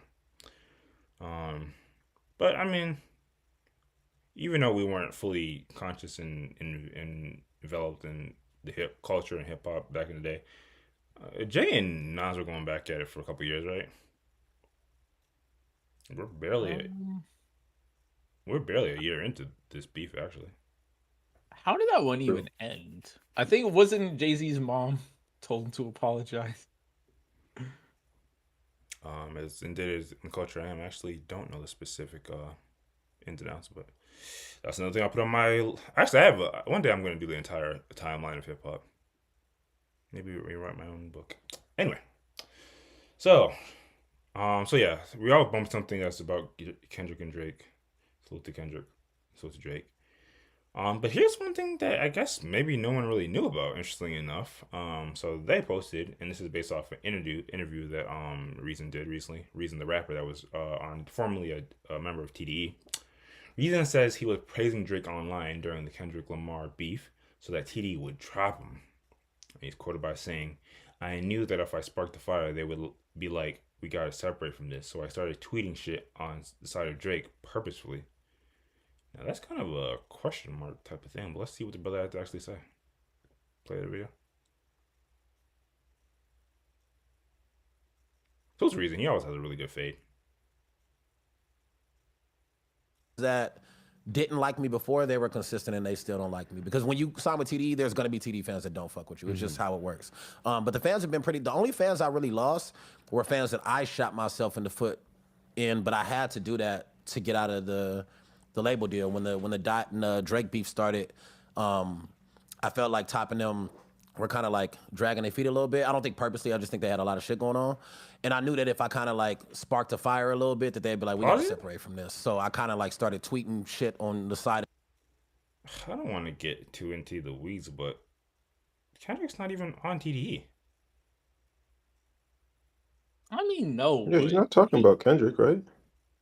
Well, he just said the executives of TDE were dragging their feet because of the ongoing battle with Kendrick. Oh yeah, yeah. I don't know like if he was saying because of the battle. I think he was just saying in general they were dragging their feet on. Oh, okay. He made. I thought he was saying in responding or making some type of statement about the beef. It kind of seemed like he was saying because all the because admittedly, labels and like people behind obviously producers and people behind the scenes were like, it's not just rappers like literally just throwing out diss records. There's a lot of machine going on in the background for these things. So it kind of sounded like he's saying they were focused on Kendrick, but they couldn't have been focused on Kendrick because Kendrick wasn't their artist. I thought he just meant like making some type of statement or some type of response. That's all I thought he was saying, but I might be Okay, wrong. fair enough. You can keep playing. Sparked a fire a little bit that they'd be like, we got to separate from this. So I kind of like started tweeting shit on the side of Drake purposely because I saw how yeah. So there's fans that hate me for that, and Wait, rightfully what so. was the main tweet that fans hated you for? They hated me when I do remember you saying shit. I was just like, you just like, yeah, this is crazy. But I was purposely doing it. So I was talking to my boy LT, and he was like, bro, you got to turn it up if you want to get out of here in this year. Like, this is going to drag. Like, I know how, because he's a lawyer. He does contracts. Right. He's like, I know how this shit works, bro. This should have taken 2.5 years right. unless you turn it up. So I tweeted, it was right after Push-Ups dropped. I tweeted, like, y'all hating this beat switch up is fire. And then I, like, let it sit for, like, 10 minutes and deleted it. It went crazy, and then, you know what I mean? And I still had the reason TDE, so it looked, like, insane. Right. It looked, like, super crazy. So I tweeted that, and then I also, I had a rap radar that I did. I mean, not a rap radar, the green room. Why am I on the radar? On the radar, yeah. I had on the radar that I did over a Drake beat, but this was before the beef even started. Oh, wow. And so they hit me. They're like, yo, we was about to drop it, but we don't want to, damage your situation. Should we hold it? Run that shit. Run it.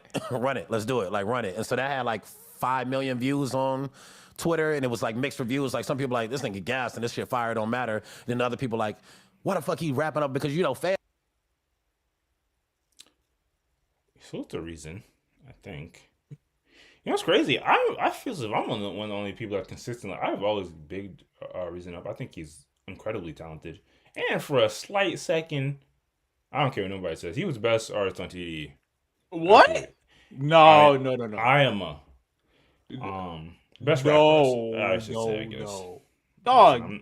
It's not hip hop the podcast. We're not here to debate that right now. That's just what I believe. I'm sorry, but your belief is wrong, bro. Like, man, what second? What second? In the second in between when Kendrick was gone, Absol hadn't dropped in a while. Schoolboy Q, in my opinion, hasn't dropped a great body of work in a while. Sir was still there the whole time. Isaiah Rashad was still there the whole time. Who did you say? Sir Isaiah Rashad. I said rapper. I specifically said rapper. We still got Isaiah. And then Isaiah Rashad is obviously equally, if not better, artist. But where's the music? Dog. The thing is, Reason has never dropped like a great project. So even if you're saying like Isaiah Rashad had, that's not true. But again, we're not here to debate that. Anyway, this particular, maybe it's the way he's framing it, and he quote tweeted this and he expounded more, so maybe that'll justify it. Does he sound a little corny here, or is that just me? No, I mean, to me, I think this is hilarious, and I don't think it's corny at all. To be honest, I really think this is somehow another L for Drake, because we all talked about how we could count on like one hand the number of people that were publicly supporting Drake, and how it was kind of crazy. Drake was thrown to the wolves during that beef. Like, Reason was, I think, the one guy we saw that kind of had something positive to say about him. And then it comes out that no, actually, this was just to get me kicked off the label, which it worked. That's crazy. That's another Drake L. But I don't know. To me, it's like you could see it as corny, but BDE is kind of infamous for at this point for their substandard dealings with their artists, we'll say. And we have artists that are literally saying, "Get Top on the phone. I need to get off my record deal." On Grammy-winning albums, just saying. But I don't know. With that context, like, I just find this hilarious. I don't even have a problem with it. Fair enough. Maybe it's me because of some of those things that I don't like that post and delete shit. I don't like stuff that feels like trolling or whatever the case may be. Anyway, before I get into like the main thing, let's see what he quote tweeted and see if it's more justified based off that.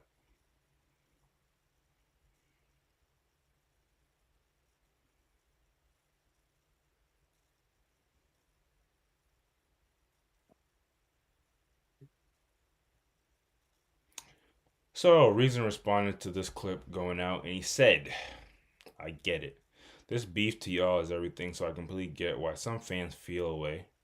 But for me, as an artist and a human, I say that because in this we forget people are actually human. This is true. Me not dropping music means I can't put food on the table and feed me and my family. I can't pay my bills. I can't eat. If it ever comes down to being able to do that or choosing a side of a beef, I'm gonna choose my survival. If you can't understand that, then that's fine. Love those that do." I guess his response is more so along the line of using that beef allowed me to proceed down a path of being able to survive. So obviously he's gonna do whatever it takes. It really is crazy. The even more, this just makes me think of like the relationship between artists and labels. Like artists, when they're coming up, they like will literally like kill somebody, like literally do everything they have to climb up the ranks to get any attention of a label. But then they get into the label, and then they get into positions where they can't even release music to the desire that they would want to, and then they're fighting to do everything they can to get out of labels. It's the music industry. Salute to Lauryn Hill. They've been saying it for a long time. The music industry is a sucky situation. Um, and I guess that is really the TLDR. I don't think there's too much beef that comes out of his interaction with the beef. It's kind of weird. I don't know. I mean, I get there's always gonna be weird fans. I understand that, but I don't know. Would you guys look at any of the TDE members? If I don't know if you guys were peeping his tweets during the time, but would you guys look at TDE members weird if they were posting like Drake is killing Kendrick in this beef or Drake has put out a hot record? I wouldn't care, bro. Like, I just want them to drop music. Like, I literally could not care less about their takes on the beef, even if they said Kendrick was trash and hadn't dropped a good album ever. Like, as long as they're putting out music, I don't care. Yeah, it's Yeah, weird. this is Oh, sorry, go ahead. baffling. No, this is baffling to me. Like, and the thing too is, I thought it was gonna be some crazy thing he said. All he said was the beat switch up on push up, like that was I mean, fire. Like, it's not really what he said. It's just it was more so implying that he Yeah, sided defending with Drake in Drake. any way. Like, he was kind of subtle about it. He didn't come out and say like, "Oh, Drake is the GOAT, Kendrick is a wash," but any type of support I for wouldn't. Kendrick If I or saw Drake this, over I Kendrick. wouldn't. I don't even think I would have took it that way. I would have just took it as he's looking at. I mean, he's not being biased. He's listening to both, both sides, and he's giving it up where credit should be due. Obviously, everybody realizes Kendrick is killing it, and just let's make sure. I mean, not make sure, but be a voice that says it's not one sided. Like there's a back and Oh, forth happening.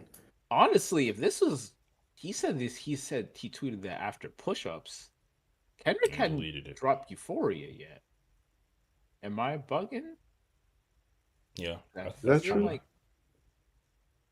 that, people were still saying that Kendrick had lost the beef.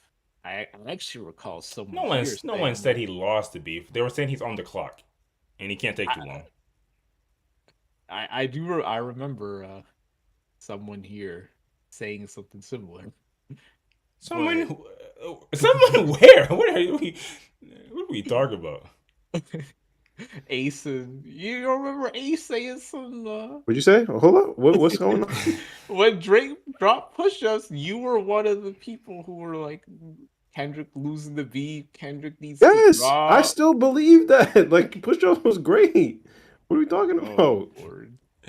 All right. Anyway, it's just weird. I feel as if when he was on the podcast talking, it seemed like he was effectively saying like weird fans because he was saying, and I guess he did have ulterior motives. Were kind of, I guess the fans weren't weird if they were kind of right, but they were like pushing him into the direction of saying stuff.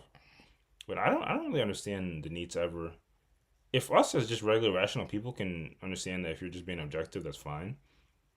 I would never feel the need to try to explain to people that are like not all the way there, for lack of a better term. I mean, from his perspective, I get it because like people are, especially on Twitter, are not rational at all. And when the Drake and Kendrick stuff was at its height, it's like the equivalent of like sports stands on sports Twitter going back and forth where there's no reason.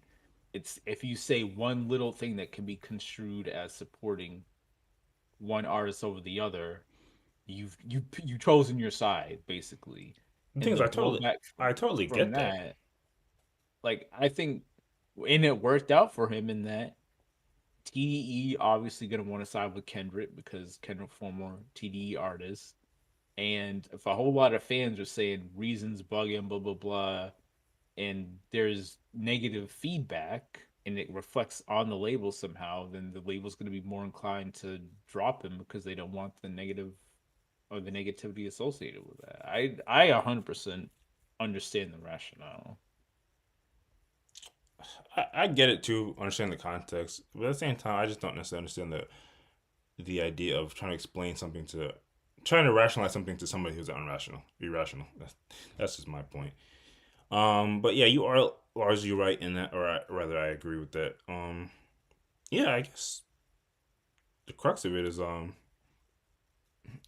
and it sounds like you are Ghost, but based off this, would you are you rolling with how we handle that interaction or how we went about this that his beef, or do you think because you could make we could make a point about where's the loyalty at the end of the day, like it like even if you're not 100% on the same page as your label or your crew or your group, at the end of the day, it does look away if you're seemingly or blatantly siding with the other side.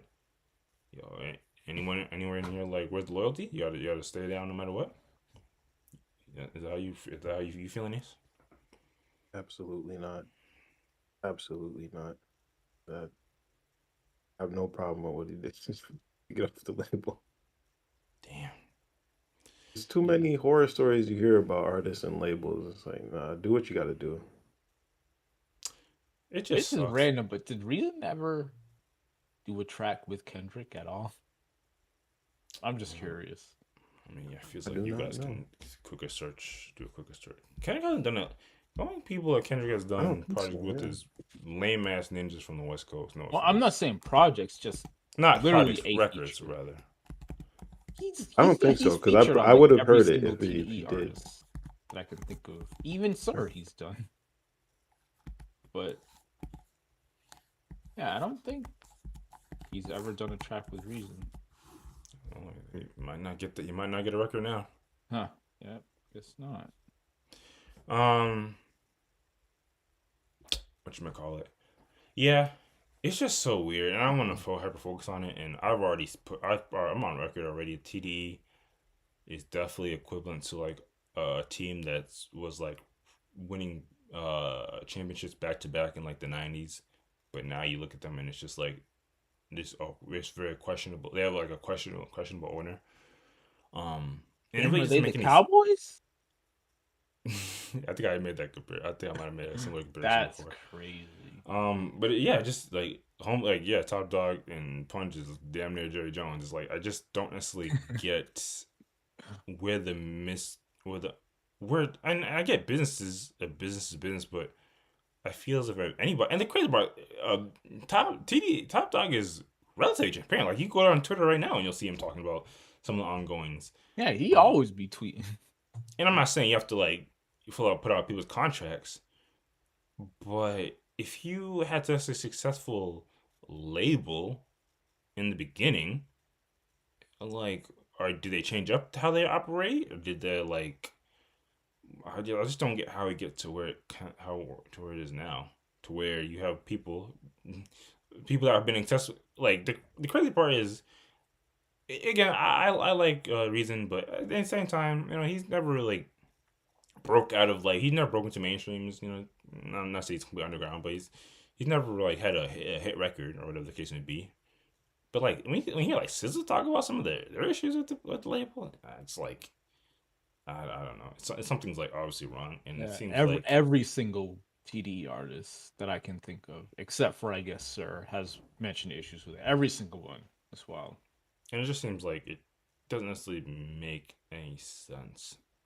But again, some of these things are contractual, lawyers involved, so it makes sense why they wouldn't want to break it down. But it should definitely never feel like, it feels like TDE was that one label where it should never feel like a fight to want to get off, even if you do have a contract. But anyway, yeah, I guess if anything, it's just more hip hop blog business, not anything to have an in-depth convo about. I do hope the best for Reason, and I even hope the best for TD. TD artists are still some of my favorite artists ever alive ever. I still, even though I said everything I said, I still really do love and respect Schoolboy Q's music and Absol and SZA. So I hope that stuff gets figured out. But aside from that, I guess the moral of the story is, hey man, if the side that you're on is holding you back, you can throw some shots out supporting the other side, and that might help your case. Yeah. But if there's nothing else, we can move on. And I believe that's the last. Let me do this.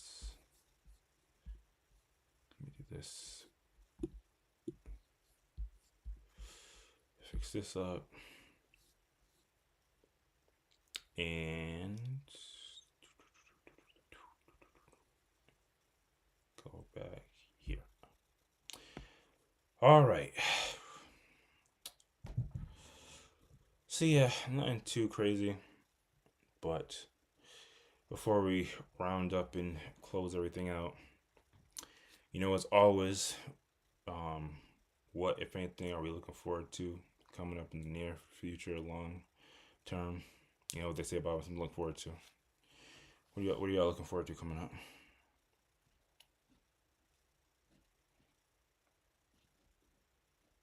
I don't know. I might not have a good one this week. Gonna have to cheat and use concerts again. You have concerts?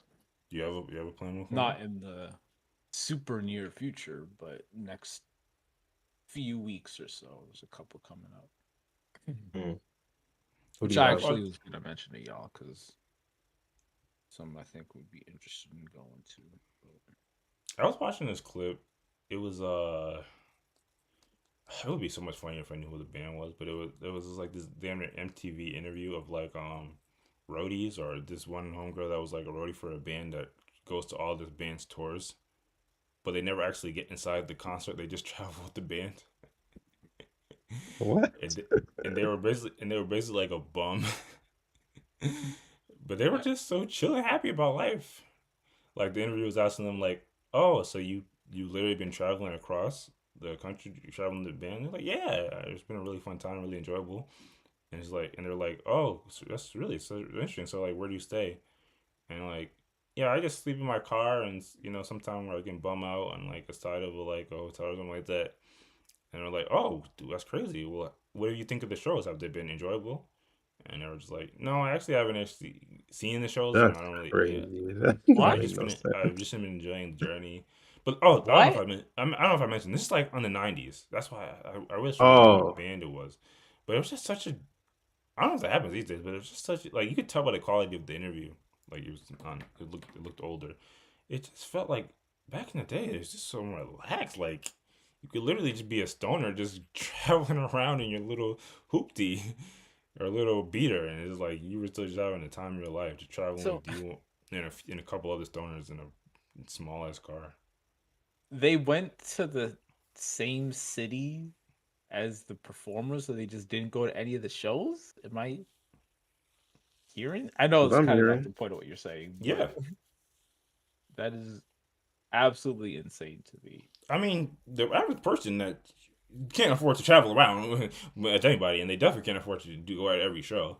So it made sense, but it's just wild. That's crazy. But sorry for that tangent. As for me, I have a trip to one of my favorite cities coming up soon. Can't wait to experience that, and also come back and tell you guys how it goes. I will tell you, as I mentioned before, I actually hope I don't like it too much, because as mentioned at the beginning of the podcast, it's been a lot of snow and it's been a lot of ice, and as somebody that's very used to the environment I grew up in, I feel if I can survive the worst winters.